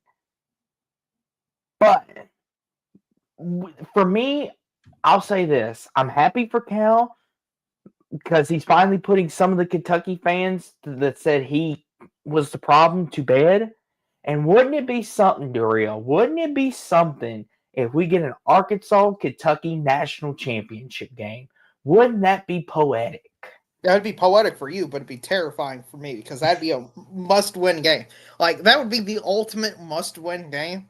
The goal for Kentucky this year, at least for me, and I think I can speak for some percentage of the fan base, is we got to at least match Arkansas in what they do. So if they make the Final Four, we got to make the Final Four. If they lose this round, I'm cool finding losing this round. I'm not having Arkansas fans bragging about how their head coach made it further in the tournament than we did. That's just not happening. So, Darrell, you're telling me the pressure's on Kentucky then? Yes. It was on Kentucky during that Illinois game. When we were up like 15 or 17, it was like, oh boy, they just hit 2 threes. They cut it to 9. I'm like, or 11. I'm like, oh no. They're going to come back and we're going to lose. I'm like, well, we can't have the coach that we tossed overboard out competing us. You know how humiliating that is? I know, Austin, you're a Louisville fan, so you'd be used to overboarding coach, and then let's say him winning a conference, winning a regular season title, making the round of 32 and further. Louisville's done in like the last 10 years, you know. Listen, Daryl. Listen. I'm happy for Rick Pitino. He won us a national title. I've always got love for him in my heart. He did? Yes, Daryl. Well, contrary to popular belief, whether that title's hanging in the Raptors or not, we still won it. It actually happened. I've got the game footage on DVD. I don't remember this game. I remember them just announcing on the TV it was a bye game. No. We beat Michigan the year they had. We beat Michigan 76-59. It was one of our best teams that we've ever had. Okay. Well, that's weird. I just don't remember seeing that in the record. You know what I wish would happen from the NCAA? So you know like how they can like take away championships and wins and all that stuff? Yeah.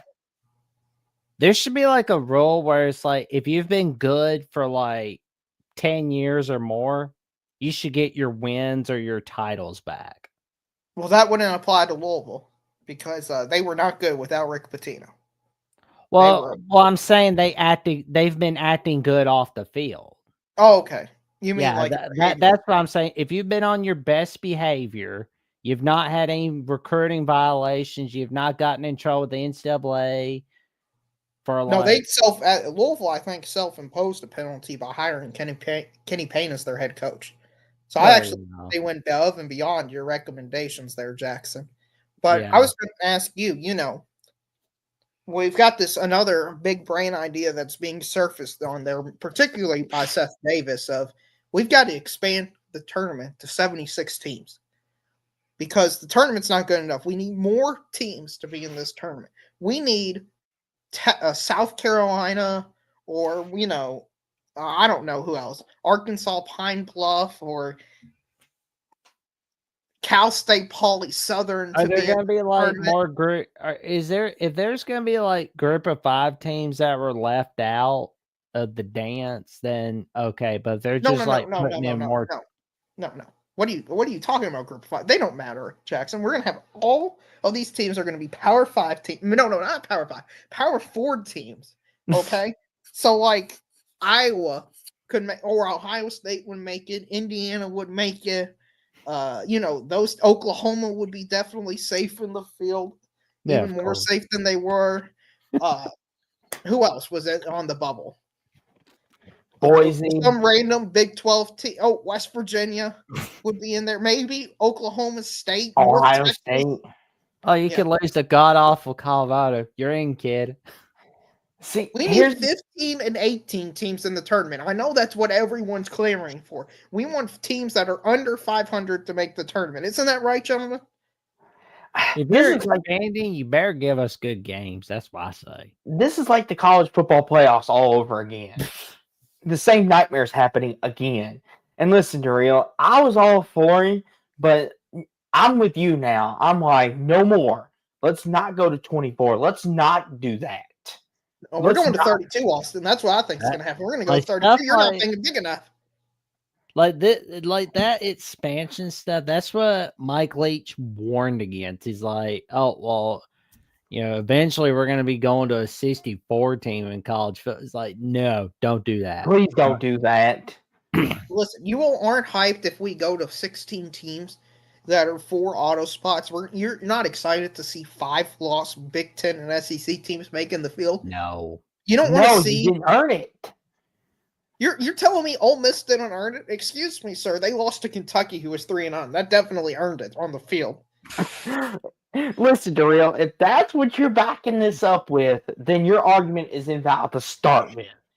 Lose to a team that actually made a bowl game. Then we'll have a conversation. Listen, I'm not making these arguments. I'm just repeating the arguments I'm hearing. Like, we got to have Southwest Indiana, Southern Central State making the field because, you know, they won 2 games all year. And, you know, they might get in a run and be a Cinderella team. They might beat Bama in the first round of the college football playoffs. Because why not? All conferences have to be represented. Let's put Jackson State or Norfolk State or what's a MEAC school? Put one of them in there as well. Merrimack. We need all conference representation. Why not take the one seed from every conference, just put them in a tournament because they all are equal. Every conference is the exact same. The SEC and the SWAC, MEAC, Conference USA, have Liberty in there. I mean, Liberty plays, West Virginia, South Carolina State, and Central Connecticut State University, and all these schools that nobody's heard of, but put them in there. You know what, Daryl? At this point, why don't we just get rid of conference tournaments and then we'll go from there? Let's do that. And that I think we should just go further. How about we just get rid of non-conference games? I mean, who cares about non-conference games? Who cares about rivalries, tradition, passion, history, all that stuff? We should have 10 conference games, okay? And then we should have one FCS game. That way they can pay the bills. And then we should have one game that's a non-conference game that all the Power 4 school teams will basically win against the G5. We should have that happen to show the G5 doesn't matter. And then guess what? We're going to have a tournament inside the college football playoff tournament where we're going to have 4 ACC schools, 4 SEC schools play. And then you're going to have those games determine who gets into the playoffs. And then you're going to have that tournament as well. Okay, so we're going to have a tournament inside of a tournament. Mm-hmm. Oh, this is what's actually being discussed. It sounds like the plot of a South Park episode, man. Well, and this is what's actually being discussed. Is the future of the sport.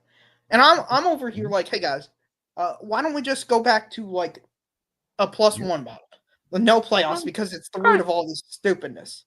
How about we go back to having traditions matter, rivalries matter. I like when conferences, schools are. I like Arizona and Arizona State. Playing in the Pac-12, I kind of liked when Cincinnati didn't play BYU. Why is Cincinnati playing BYU? Why? Could there be 2 schools that have less to do with one another than Cincinnati and BYU?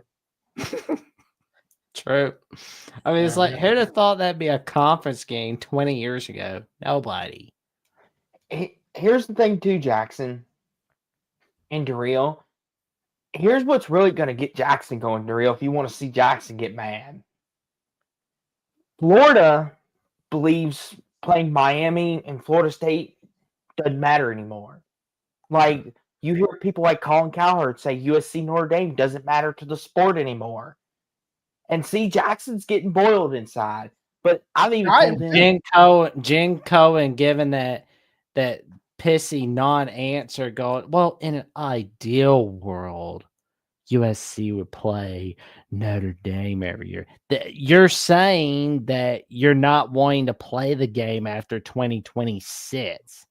That's the nice way of saying it. Like, at least be freaking honest. I mean, like, it's not even saying not playing that is making me mad. It's the not saying it fully. The whole, well, I don't want to say the full thing because I don't want to come off as bitchy and mean. Well, that's worse. This trying to be nice about it. It's like, that's bad. And here's the thing, too. And here's what the media will defend USC with it, is why should they have to travel to Notre Dame? Because that's out of reach. That's too far. Notre Dame, then what'd you join the Big Ten for? Because you're going to... We're out of reach. It's too far. We can't go to Notre Dame. Oh, but we'll travel to Michigan, Maryland, Northwestern. Oh, but we got to be at home for Oregon, Ohio State, UCLA. It's like, oh, my God. Like, listen, Jackson, why do you care about tradition?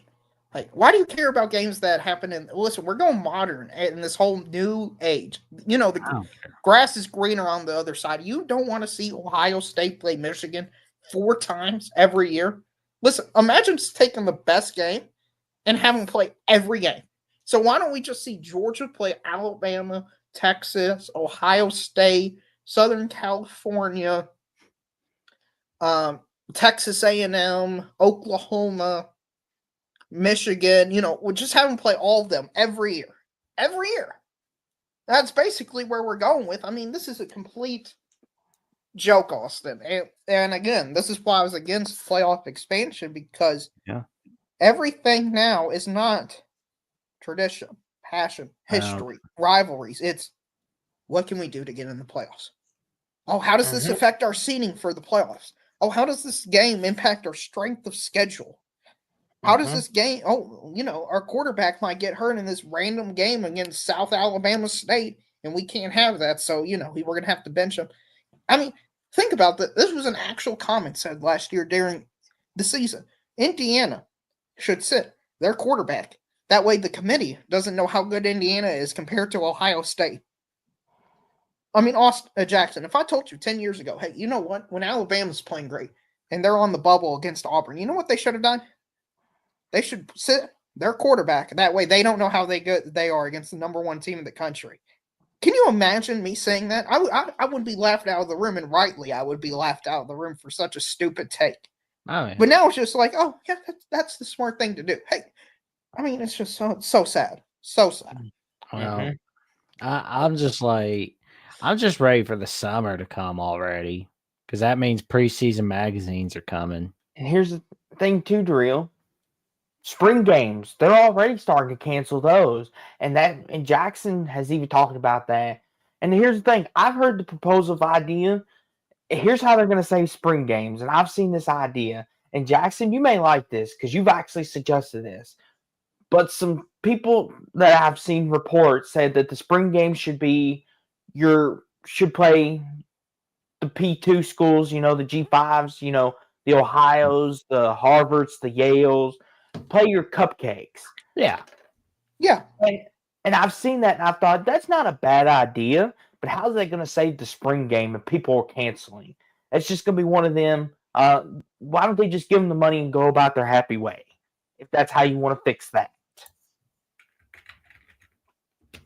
I think that would be a good way to fix it. But, now we got this portal thing where it's like, well, I can't practice because my best player, my second string left tackle, my bolt to a school to get playing time, and just it's all gone so one to where you can't even really enjoy talk. There's almost no point in talking about the season until summer, because none of these rosters are finalized. We don't know what's going to happen. It's how you can't preview something in which you don't know what's going to happen. And that was something too, Darrell, that Jackson's co-host of Crimson Tide Live, Johnny Burks, was one of his biggest complaints when they released the SEC schedule. He was like, why are we predicting records right now when we don't even know who the heck's on these rosters and who's going to leave? And which, to a certain extent, I agree with him. Right. How can we predict Kentucky to go undefeated if we don't know who's on their roster?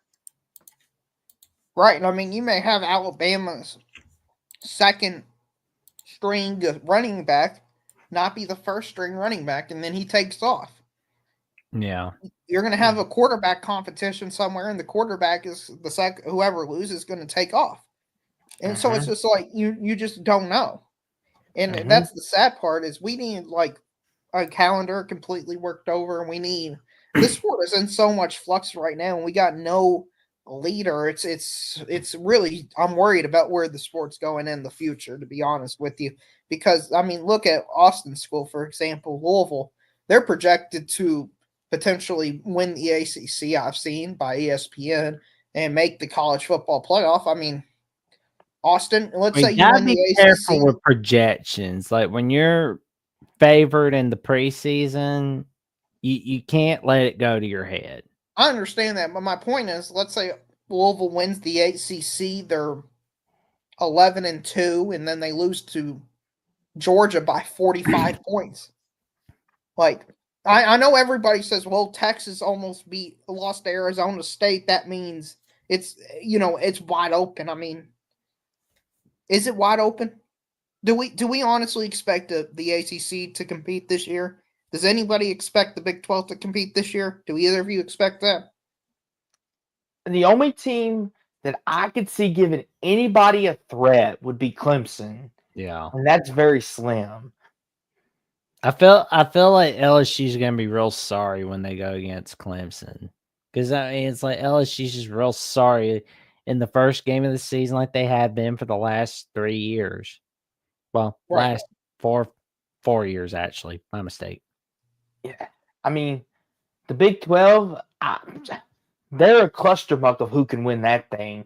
We could have an 8-4 West Virginia team come out of that field. Right. None of those teams can win the national championship or probably even win a game.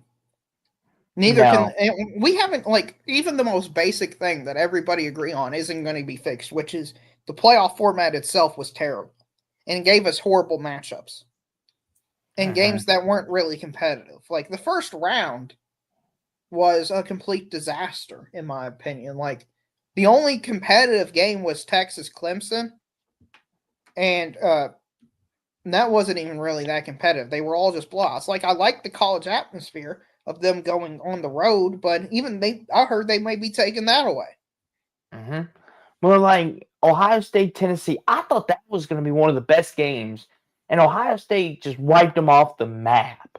I don't know how much of that was Tennessee getting ahead of themselves, or Ohio State was just that much better. That was like a Christmas present right there.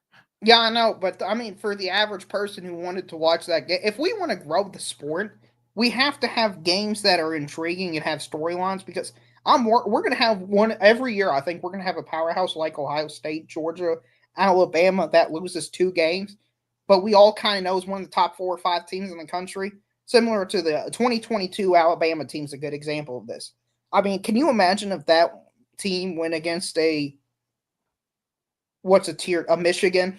I mean, it would be hyped up to be a good matchup, but everybody would project Alabama to blow that level of team out. So I'm just worried about people just kind of like, oh well, we've kind of seen this story 2, 3, 4 times. We're going to tune out. I'm worried about that going forward. Well, the thing too is, Darrell, I think, and I want to say this: people saw that TCU beat Michigan and thought there was life. And here's the thing. That TCU team was once in a generation. I don't think we'll ever see that type of Big 12 team come on again. And I know that's a big thing to say in this era of portal and NIL, but that team was special in itself. That was a Gary Patterson team that he had constructed and had been building. And people thought, oh, they beat Michigan. There is light. There is hope. So let's expand this. And who knows, we may get 2 or 3 more of these upsets. Well, you're not. In actuality, it's not happening. Yeah, I mean, all those Gary Patterson recruits at TCU are gone. They're all gone. You're not going to see Sonny Dykes get TCU back to the Big 12 title. That's just not going to happen, let alone to a trip to the playoffs. You're not seeing TCU make humongous. I can see TCU back to the Big 12 title game. That's not that far-fetched. But them winning the Natty, yeah, that's not happening. I like Utah's chances more than TCU's. Like it is, I don't know why, but it's just the mediocre record that Sonny Dykes has had, like prior to 2022 and afterwards. That's kind of making me think, I'm not seeing Sonny. I'll be pulling for him though, but I'm just not seeing it. Right, and this is something else I was told that just hasn't turned out true. Is I was told that, well, if we have more teams in the playoffs, that means these teams can get better recruits and they can become more powerhouse. They can build up into becoming powerhouses. And TCU's not a powerhouse. Cincinnati's not a powerhouse. No. Arizona State's, I mean, they were 50th last I saw in recruiting, around 50.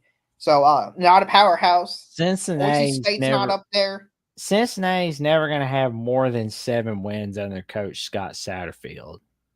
That's right, but and that's crazy because everybody was like, well, if you're in the playoffs, you'll be viewed as a college football playoff participant, and then you'll be able to get good players, and then you'll be able to, raise your floor. And it's just, if anything, the opposite is true. It's just like, well, they go in there, they have an amazing year, and they just completely fizzle out. Similar to St. Peter's, what they did. They had an amazing run. They completely. Does anybody know the last time they watched St. Peter's? Probably not since that Elite Eight game. Is the answer.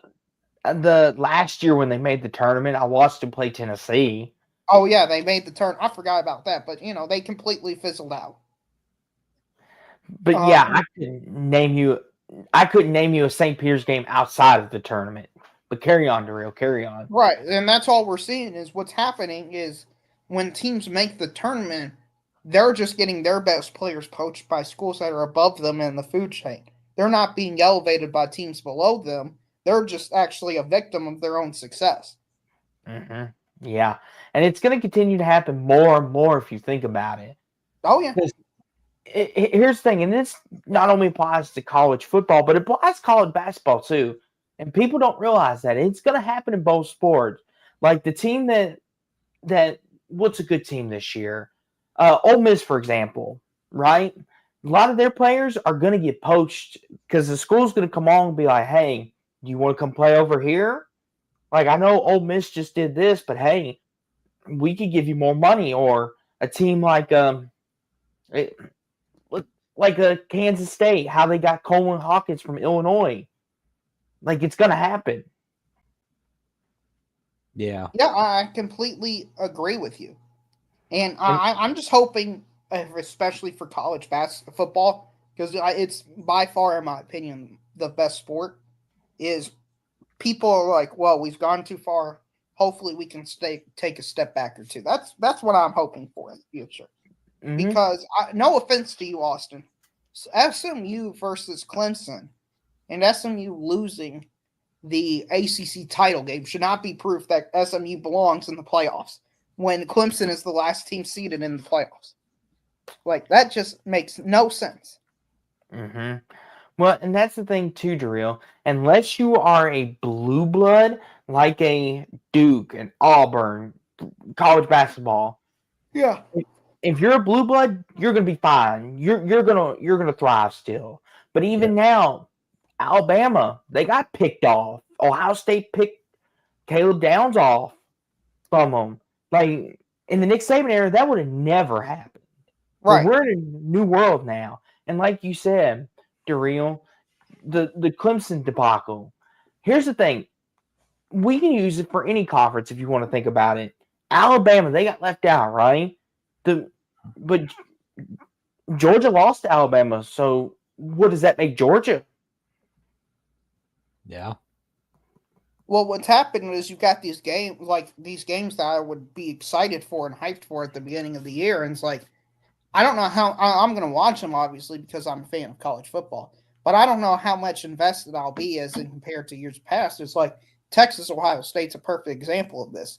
If you lose that game, you have to win every other game in the regular season. Now it's if you lose that game, it's like, okay, you get another pass or two. It's like, how do you just hype that up? I just don't. I'll be honest. I'm looking forward more going forward to those mid-seed matchups because those games are the ones that truly matter. Like, I'm almost never in the future watching Michigan, Ohio State because that game doesn't matter. Mm-hmm. I'm going to watch games that matter on the national championship race. I care about football that actually matters.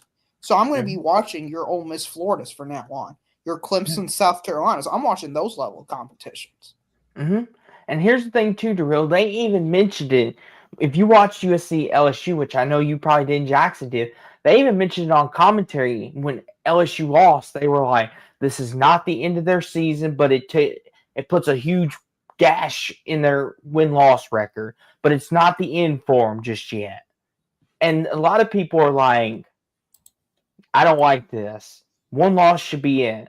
And some people are like, we're becoming NFL like now. Where the NFL, you could be 7-10 and win a division and you get a playoff spot. And some people are like, we don't want that. Mm-hmm. Yeah, I completely agree. Mm-hmm. I completely agree. I mean, Austin, are you planning on watching the Ohio State-Texas game? I mean, what's the loser of that game going to drop to? They're going to drop to, what, 5 or 6? They'll still be safely in the playoff field, even after the loss of that game. Mm-hmm. And what chapped me the most, Daryl, was the Michigan-Ohio State game. I watched the entire game start to finish. And Ohio State played like dunk heap in that game. And they lost. And they still were in the field. What are we playing that rivalry for then, other than pride? Ohio State is 10-2. That was their second loss, and they did not play like a playoff team. Why are we rewarding that? I think it's because people just value inclusion above all else. But And it's just like Michigan Ohio State's the biggest game of the year. Alabama Auburn used to be the biggest game of the year. Those rivalry games normally determine who played for the Big Ten and SEC most of the time and who played for the playoffs. Now it's almost like, okay, we're still going to play. You all are still going to play for the Big Ten, but Ohio State, if you lose, it's okay, darling. We're still going to give you a spot in the playoffs. Don't sweat it. And it's just like, no, this is not what the sport was built on. These were must-watch games. These were must-win games. Everything mattered. And like you said, Darrell, we could see Ohio State, Michigan 4 times a year. Excuse me, 3 for football. Basketball, we can see it 4 times a year. But who wants to see that 3 times a year? That takes away the specialness. And I know Jackson's probably raising his hands in secret over there, but that's like watching Alabama Auburn 3 times a year. Who wants to watch that? Oh, Well, of course you would, Jackson. You're a sicko. But like me and Darrell over here, we're like, 1 time is enough. Like it's just what like if it was Louisville, Kentucky twice a season in college football? Honestly, I wouldn't want it. 1 time's enough. You don't want a chance at revenge in the playoffs? No, because then you're tied 1-1.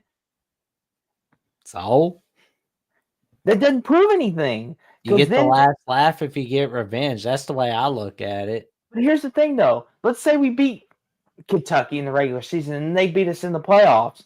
What does that prove? We're tied 1-1. It's not like we can have a rubber game. It's not like. But that's the whole point of the rivalry, though. It's to have bragging rights for the whole year. That would be like. How do you feel on that, Darrell? like, I'm not going to look forward to that first regular season game. Like, I know in the future, going forward, there's going to be Ohio State, Michigan games that literally don't matter at all. And I'm wondering what the fan bases are going to do when that actually happens, is when you have a game that literally doesn't matter at all. Because, they talk about how it's the most passionate rivalry in all of sports, and that's probably true. I mean, Duke Carolina's up there, for example. But what's it going to be like when there's nothing at stake and just an exhibition game? I'm very curious on when that's going to see. In worst case, the nightmare scenario is, what if Michigan wins the regular season and the conference championship, but Ohio State wins in the playoffs? Mm-hmm. Oh, Lord. See, Jackson? Auburn Dune Forever says, please don't put that torture of 3 Iron Bowl games in 1 year. Please, no. So, listen, Jackson, I get it as a traditionalist, and I love you to death for it, but you cannot tell me you want to see this 3 times a year. It takes the specialness away. And it's just like, if Alabama Auburn is tied 1-1, and then y'all play a third time, okay. Make it like a series. That's fine. But with college football, if it's tied 1-1, yes, and it brings up Darrell's point perfectly. It would just water down the matchup in my mind. It would water down the matches, I guess, for at least a few years. But then, like, over time, everybody's going to get excited about the Iron Bowl again. Because I used to think, and here was my thought on it, and y'all may disagree or not. I used to think, oh, this is cool. There's a chance they could play 3 times a year. There's a chance we could have 1-1, and the playoffs could be the rubber match, and then the winner owns bragging rights. And then goes my thought of, but then the specialness is gone. Because then Auburn, Alabama, guess what? You get to play them again. And it's just like, I mean, good for Bama that they got a win back, but it's like the specialness.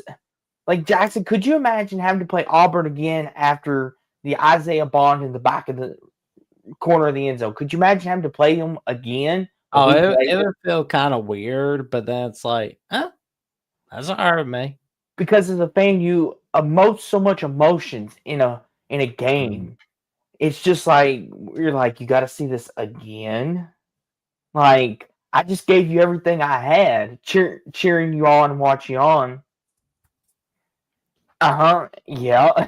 And see, but as an Auburn fan, my heart couldn't do that 3 losses to Bama. I can't do that. Well, I don't think Auburn's gonna be losing 3 times Bama. I feel like Hugh Freeze's gonna have Auburn rocking and rolling when he's got all his roster ready.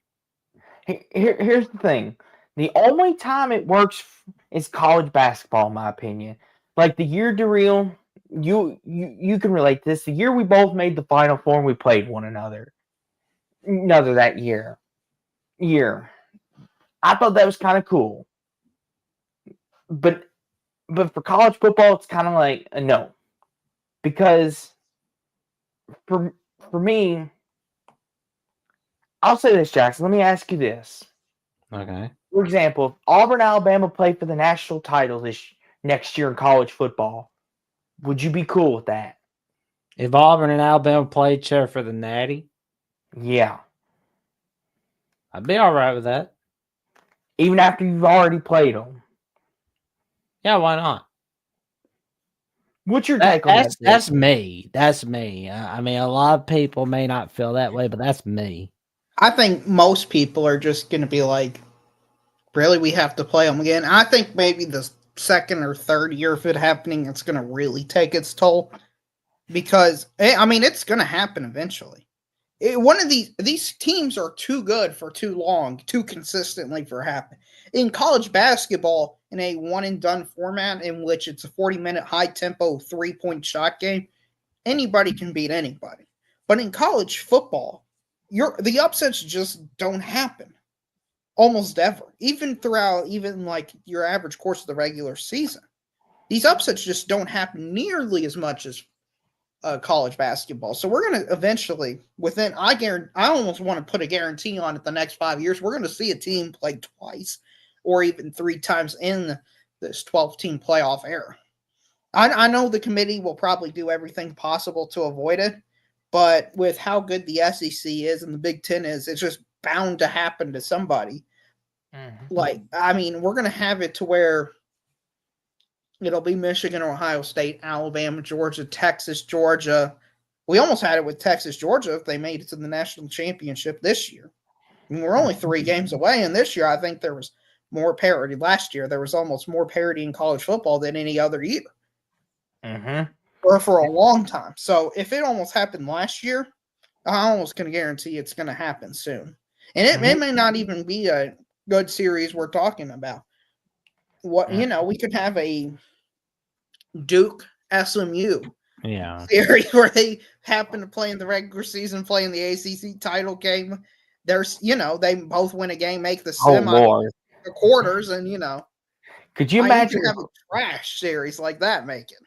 Could you imagine the ratings for that? I mean, the ACC is going to be like, what the heck? Yeah. I mean, it could be something weird like that. I think we kind of went off the rails about the end of the world coming soon. How about Notre Dame, Ohio State? Or not Notre Dame, Ohio State. Ohio State, Penn State. That'd be one that could happen 3 times. Yes, I could see it. Yeah. Oh yeah, Penn State will choke regular season, Big Ten title game, but then they'll probably beat the Buckeyes where it counts, I guess. Right, but this is also Penn State is a perfect example of what I'm talking about. Penn State made the Final Four. They made a 4-team playoff basically, and almost nobody cares. Like nobody's giving them any respect. Nobody's talking about how an amazing season is. Why? Because everybody knows on an intuitive level they were fraudulent and they played nobody to get there. Mm-hmm. They didn't earn it. Yeah. Mm-hmm. Yeah. And I'll say this too, real fast.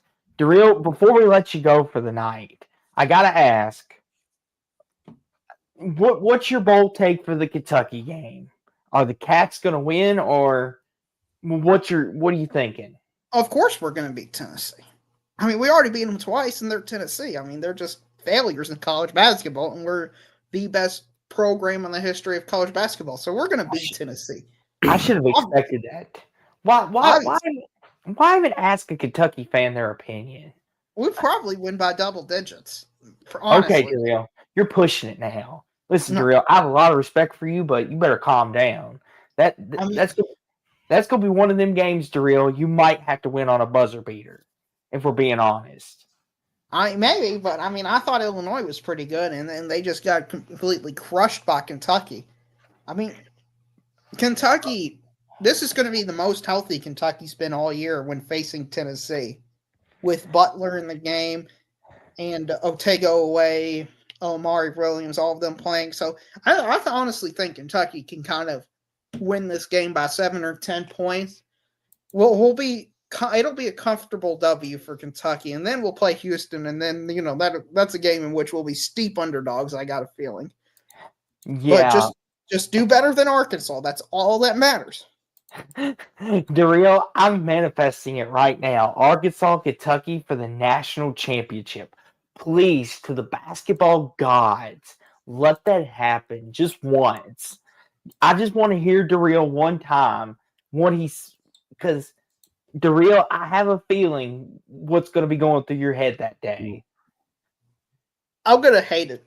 If that happens, every Kentucky fan will be on pins and needles. Like, it'll be just a nervous energy throughout the state of Kentucky that I don't think has ever been felt since the Kentucky, like that Arkansas-Kentucky game. The vibe of that game was so weird because it was like, oh no, he's coming back, and it's like, we gotta win. Everybody was just like, but we might lose, and if we lose, it's going to feel terrible. It was just so nervous energy, and then we lost. It was honestly the most deflating loss I think I've ever been as a Kentucky fan. Yes, Oklahoma. She committed to Oklahoma. Yeah, he's talking about Chavez. Yeah, Auburn Dim forever. We appreciate you coming on in. I believe it's your first time on the channel, on the show. Thank you for tuning in, good buddy. Yeah. I was going to ask you all about. I put both the channels in the chat. If you want to subscribe to both of them, like, you'll get some top notch content. That I can promise you. Auburn Doom forever. Mm-hmm. I was going to ask you all. Did you see the tiebreak of the SEC 1 seed this year between and the women's tournament for the SEC was a coin flip between South Carolina and Texas? Oh man, that was ridiculous. That was dumb. Like, I'm not even really knowledgeable on women's basketball, and even I was like, okay, that's dumb. Well, they only had 2 tiebreakers, which was head to head and like your record against other conference opponents. And they all went against common opponents. They all, both being Texas, South Carolina, went undefeated. And their third one was coin flip. I was expecting like maybe strength of schedule, margin of victory, or nope, none of that. It's just very basic. Well, and the thing too is, Daryl, like in the NBA, they have a coin flip too, but it's like the very, very last thing they will do. Like the coin flip is like, even for college basketball, they have it, but it's like the 9th or 10th thing they will do. They will break the tie some way else. Yeah, third is a bit extreme on that list. But since this guy is a women's basketball fan, I am going to talk. You mind if I talk a little bit about women's basketball? Go for it. Knock yourself out, Daryl. Well, I'm not sure if you all saw UConn. They absolutely obliterated at Arkansas State. They were up, I want to say, by 50 at the half, 62-12, something like that. UConn looks like the best team in the country this year again. Well, UConn women's basketball always wins. That's the thing. Yeah, it's them or South Carolina this year, and then the rest of the field, which is kind of weird because UCLA is the number 1 overall seed. But there's just something about that team I just don't fully believe in. I know they beat South Carolina earlier in the season, but like I was watching their game against Richmond, and it was tied at the half. Now they pulled away in the third quarter and dominated them, but I mean, Richmond's an 8 seed, and Richmond's not a team that in the women's game should be challenging the number 1 overall seed, in my opinion. And no one out of South, in my opinion, this is just my opinion. I'll take UConn, South Carolina, Texas, UCLA over the field.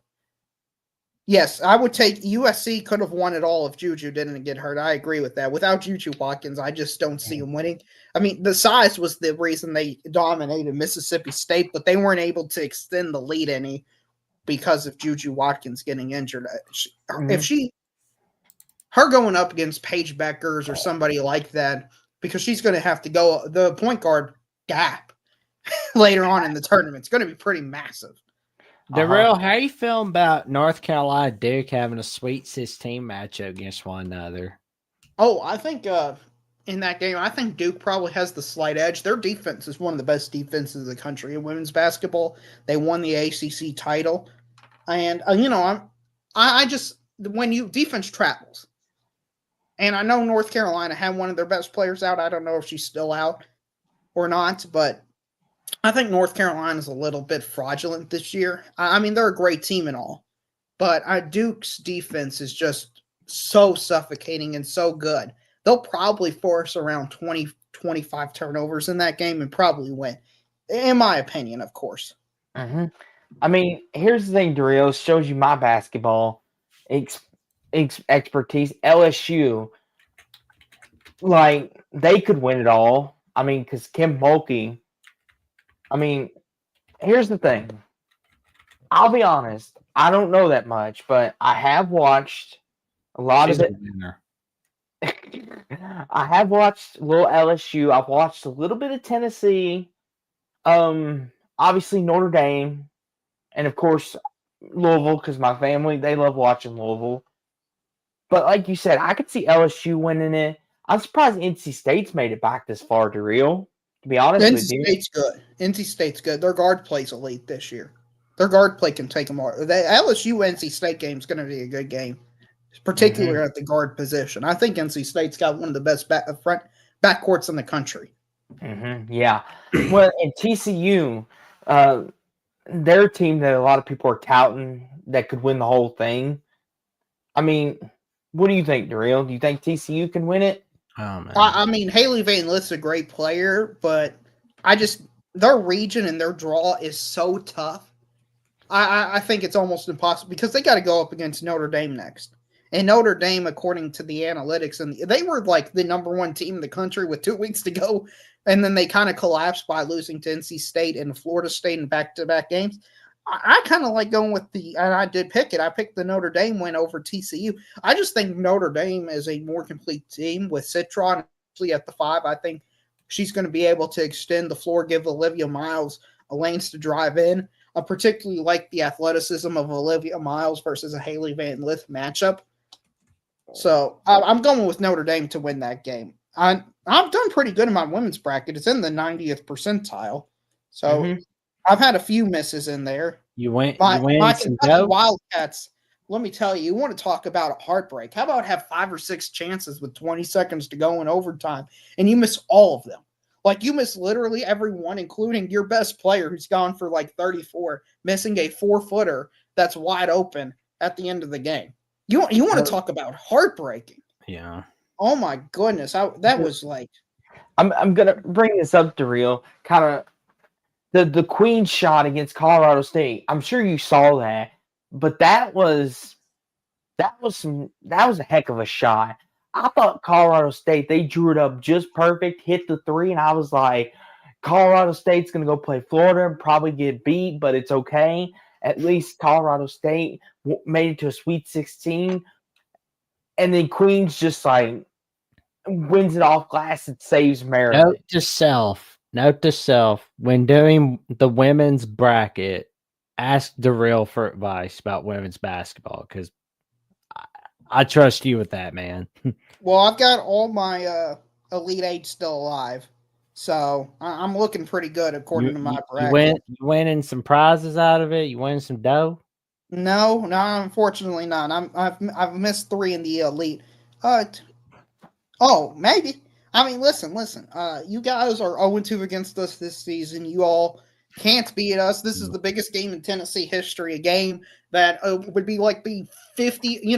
I don't even know where in the list it would rank in Kentucky. It's just another Sweet 16. You can go on Wikipedia if you want to pull up the Tennessee Elite 8 graphic and the Kentucky Elite 8 graphic and just put them side by side. Actually, you can scroll down to Kentucky National Championship graphic Mhm. and Tennessee Elite Eight graphic, it will show the disparity between these programs. Tennessee, you've got Rick Barnes, a coach who was known for choking. It's one of the biggest games in Tennessee history. How is it not? Listen, you've only been to the Elite Eight a few times, my man, Oh, and this is boy. against your biggest rival. Okay. Oh boy. Listen, I underestimated the Tennessee Kentucky hatred. I'm learning a lot here. I knew it Oh, was man. something, but apparently it's more than I ever know. I thought So Louisville, Kentucky was like cats and dogs. Oh, you all are our number one rivalry, Austin. Tennessee's our number two, but they think they're our number one because Tennessee doesn't have a rivalry with anybody because, they're Tennessee. I mean, they Well, don't Florida, have. I mean, Whoa, Florida. Woo, Florida. Florida's had more success in basketball than Tennessee. They've actually won a few national championships, so I can't really make too much fun of Florida. We're talking about Tennessee here, but oh boy. Listen, I'll say this: it's one of the biggest for Tennessee. It may not be the biggest, but if Tennessee beats you all and goes to the Elite Eight, it's something to definitely. The thing is, I think it's more important for Kentucky, and here's why. Because, like you said, you're trying to match Arkansas subconsciously. Darrell, you've even said it that if Arkansas goes on a Final Four run and you all lose this upcoming Friday or Thursday, one of those 2 days, subconsciously, Arkansas fans are going to be in your mentions all year long. Like, y'all threw Cal out, and guess what? Now we got him. I'm looking at their Tennessee's history and list. You know how many times based on the wiki I'm looking at, you know how many times they've made the Sweet 16, Tennessee? yeah, Darrell and I Blade Orange. If y'all want to bicker about Tennessee, Kentucky, y'all are more than welcome to do so for 10 minutes each on the Alabama call-in show Thursday night that I pulled in the chat. You're fine. I just want to point out before I have to go. I talk basketball, and then he just wants to immediately pivot to football because he knows who's the big brother and little brother in this rivalry. It's okay, man. It's okay. At least you're in the conversation. You're not a school that wins at anything. I Blade Orange. You're a baseball school, and it's okay to be a baseball school. Yeah. Anyway. I Blade Orange. I don't want to call it early, but you're going to be very happy with what Tennessee at the Voice College Football is bringing to you soon. There are some new hosts coming. Listen, I'll say this. Whoever wins, whether it's Kentucky or Tennessee, it'll be decided on the court this coming week. We're going to have a winner. But it was already, Austin, decided on the court in January twice. I just want to put that out there. These teams have played. It's not like a mythical, hypothetical matchup. 2024-2025 Kentucky has faced 2024-25 Tennessee. And one of those teams has won twice. And one of those teams hasn't won a game. Here's the thing, Darrell. I will be the narrator here. It's the biggest stage in college sports, though. It's for a spot in the Elite Eight. It does not get no bigger than this. It does not matter what you did previously. It is for everything right now. Kentucky wins, Tennessee wins, winner goes to the Elite Eight. Someone's going home crying. Maybe I'll buy an orange broom. That way I can sweep the Tennessee ashes. Well, because all the salt and tears from Tennessee Twitter be like, man, we lost a Sweet 16 game again with the head coach that's terrible, who always chokes in March again, who could have seen it coming other than everyone. Mm-hmm. And that's what losers say. This game doesn't matter. I'm sure if Tennessee won both of those games, everybody would be like, hey, Tennessee won these 2 games. Oh, Kentucky might get swept by Tennessee. What's going on with Mark Pope? It always happens. Here's how I like to put it, Darrell, and I'll put a bow on it for both of you. It's this coming week is the biggest game for both schools. One team's going to the Elite Eight and one's going home crying. Yeah. Simple as that. And we're going to find out who the better team is once and for all. Okay, right. So while there's the ongoing debate of Kentucky, Tennessee, or whatever. So the reason why I'm putting in the Tennessee at the Voice College Football channel and LSU at the Voice College Football, Texas A&M at the Voice College Football, because I'm going to tell you right now, I don't want to give away too much, but there are some new hosts coming on to each of the channels, and you're going to be very happy about it, SEC fans. You're going to love it. I Bleed Orange, you're going to be loving the magic that Tennessee at the Voice College Football will be bringing real soon. Darrell, what do you think, man? I'm looking forward to it. I don't know anything about it, but I'm going to be looking forward to it when it's announced. There you go. Like, tune in those channels. You're going to see some new hosts on each of those channels. I'm sure I'll hear all about it. There you go. You'll love it. There we go. And before, no, I'll respect you, Bleed Orange, and I respect for you showing up. You know, I look forward to all this trash talking, and then I just hope, when I lose, I'm always here. For 3 years, I've not been on this channel, but I've been calling in after Kentucky lost to Vanderbilt in football. After Kentucky lost to St. Peter's, I've called in. I've always been here. That's all I expect from people who trash talk. You can say whatever you want. Just come back. That's all I say after the game. Well, Darrell, I'm glad you bring that up because you know what? Me and Jackson, we may just do that next week. Ain't that right, Jackson? We may come back again and we'll see who shows back up. If Darrell shows back up after y'all lose, then great. I Bleed Orange. If you lose, we ask that you show back up and eat the crow from Darrell. But don't keep us late till 2 a.m. or 3 a.m. in the morning. Yeah, no. If that's good, and I Bleed Orange says I will be here. I gotta rest my voice for Wednesday afternoon for the buzzer beater of Will and D and the Crimson Tide call-in show where Jeffrey and I take your calls Thursday night, and I feel I'm gonna lose my voice in just a bit. Well, I'll say this. Good luck to both of you gentlemen. Tennessee, Kentucky, good luck. I don't have a qualm with whoever wins. Kentucky wins. Good job. Finally, you step up to Louisville's level a little bit. Get on the winner's level. I mean, Darrell, it's so hard being a winner here at Louisville because let's be honest, Darrell, your little brother, we're big brother. Just let you know. Austin, I know you don't even believe that. No, I don't, Darrell, but I have to. I mean, I don't know. Listen, it's okay. Listen, somebody has to be first.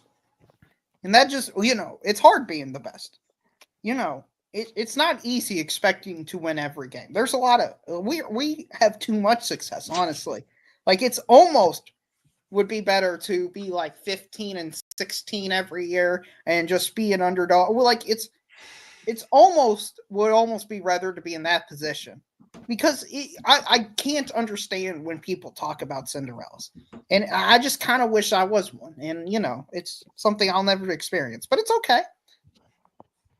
I think Jackson wants to wrap this up, Austin. So here's the thing. I'll say this. Kentucky sucks, Louisville rules. There. Well, Darrell, what you got going on in your world this week? I'll be tweeting about the games. I'll be reacting to all of them, I'm sure. I'll be, commenting on people's posts about the scores and all that stuff. I'll tweet about any injuries. Unfortunately, I've been doing that the last few days with Juju Watkins and Damian Lillard's injury, his blood clot injury. So, that's what I'll be doing on X. And then I'll be moving toward college baseball. I don't know if you all watch college baseball, but man, there's some disappointments in college baseball this year. Some Florida State football level disappointments this year in college baseball. So it's been fun just keeping up with those teams and seeing how bad they're doing. There you go. Well, I'll tell you this, Darrell. I liked what you post about the Patino father and son duo going against one another. That's going to be fun. And yes, it will be. Yeah, and I saw that I Bleed Orange. I saw that on Instagram where Damian Lillard had a block. I feel like nothing goes right for Damian Lillard. He leaves that trash heap called Portland. Supposedly he's going to get a title. Well, he can't, apparently. It's like, oh my God. He's like Charlie Brown at the pitcher's mound, or like trying to get that football from Lucy. Just never goes right for him, unfortunately. And yeah. Well, guys, I'm going to get going. It's been a while. I think Jackson wants to wrap it up. So hopefully if I leave, he'll be able to wrap it up. Thanks, guys, for having me on. I'll see you next week when hopefully Kentucky's in the Final Four and we can talk about Kentucky winning it all and just Kentucky being great. We'll see you soon. We hope you like the Mark Pope hire, man. Like, I was first worried, but now it's home run. Home run. Of course, if we lose, then it's not a home run. But as of right now, since we're winning, it's a home run. Not better than Pat Kelsey. No breaks. There you go. Where are you playing at this week, Austin? Oh, we're on the couch eating potato chips. Oh, okay. Well, you can see us in Indianapolis this week if you happen to be there. Have a good week, you two. You too, Darrell. Oh man. Well, Austin, we got bedtime in a little bit, but sleep's for losers. I mean, we could stay up all night. No, I'm just kidding. But Jackson, you know it's not for losers. What's that? That's the Voice of College Football Alabama channel. That is not for losers. That's for winners. Winners like you, Jackson. You're a winner. I appreciate it, man. But yeah, so Coach Burtz and I did this week's edition of Crimson Tide Live. Jeffrey was not there this week because the bat signal called him elsewhere. But Coach Burtz and I went over the recruiting updates. We went over the quarterback battle. That's why I call it the quarterback battle royale, because it's quite a battle between Mack and Russell and Simpson. And it was quite fun. And it's funny, though, Coach was live reacting to Alabama Maryland women's basketball. We almost won against Maryland, but we were no cigar against them. It's like, good grief. But Ms. Barker did her best. So there we go. And of course, there's the 25th edition of the Alabama Call-In Show where Jeffrey and I take your calls, where we go over our take on the Alabama Crimson Tide and much, much more. Plus, watch for, if you got your notifications on my personal channel, you can check out the 65th episode of The Jacksonian, where I have on Ruby Dreyer Finley, the co-host of Ole Miss Live and the production coordinator at College Game Day, where she joins me to discuss what inspired her get into sports media, her love for Ole Miss, the 2024 season for Ole Miss football, the favorite memories of Ole Miss, and her favorite memories ever since she got into College Game Day. Let me tell you something. It's a fun episode. We have so much fun. And, we trash talk. We even like basic comparisons to Mississippi State being like the Detroit Lions, because like they can't ever have anything nice. And when it's something nice, it's usually on a bad note. There's a catch to it. But let me tell you, it's a fun episode. And if you Detroit catching strays. There we go. And thank you so much to whoever became my new subscriber. I think it was you, Auburn Doom Forever. I'm now 103 subs from that magic number 500. And I'll need all the help I can get to gain the 500 subs, then gain the 1,000 subs on Jackson Johnson 979. And if you love my updates on the Jacksonian or on Alabama with the Voice of College Football, check me out on JacksonVOCFB on @/Twitter and on Instagram and Threads Jackson Johnson 543908. Austin, what have you got going on, good buddy? I've got a couple things going on. This week I might do a call-in show after the Sweet 16 Elite 8 games, see how the week goes. You can find me on Sports Talk with Austin 2002. Appreciate you to whoever subscribed, whether that was Bleed Orange or Auburn. I appreciate it very much. And like I said at the beginning, since you all seem to love this so much, me and Jackson will be back next week. If you like Tuesdays, we'll be back on a Tuesday. If you like Mondays, let us know. What day would you like us to come back? We will be back. We will take your calls about anything in the sports world. We'll talk basketball, football, baseball if you would like. We'll talk NBA. We'll talk hockey if you want. Now, disclaimer, me and Jackson are not hockey We're professionals, morons about it. but we'll give our best effort. We'll talk NASCAR. We'll talk professional wrestling if you like, because that is a sport. We'll talk gymnastics. Now, I ain't going to talk about skiing, but you get my point. It's an open forum, and we won't bite. But that's what I've got going on. You can follow me on Twitter as well. And we hope y'all enjoyed the show. It was fun doing this. Jackson, as always, it's a pleasure doing this show with you, good buddy. And as always, I bid you all a farewell, a good night, and adieu. And go Cards, everybody. Like, comment, subscribe, click on the notification bell so you never miss no video whatsoever, and we will catch you next time. Good night, everybody.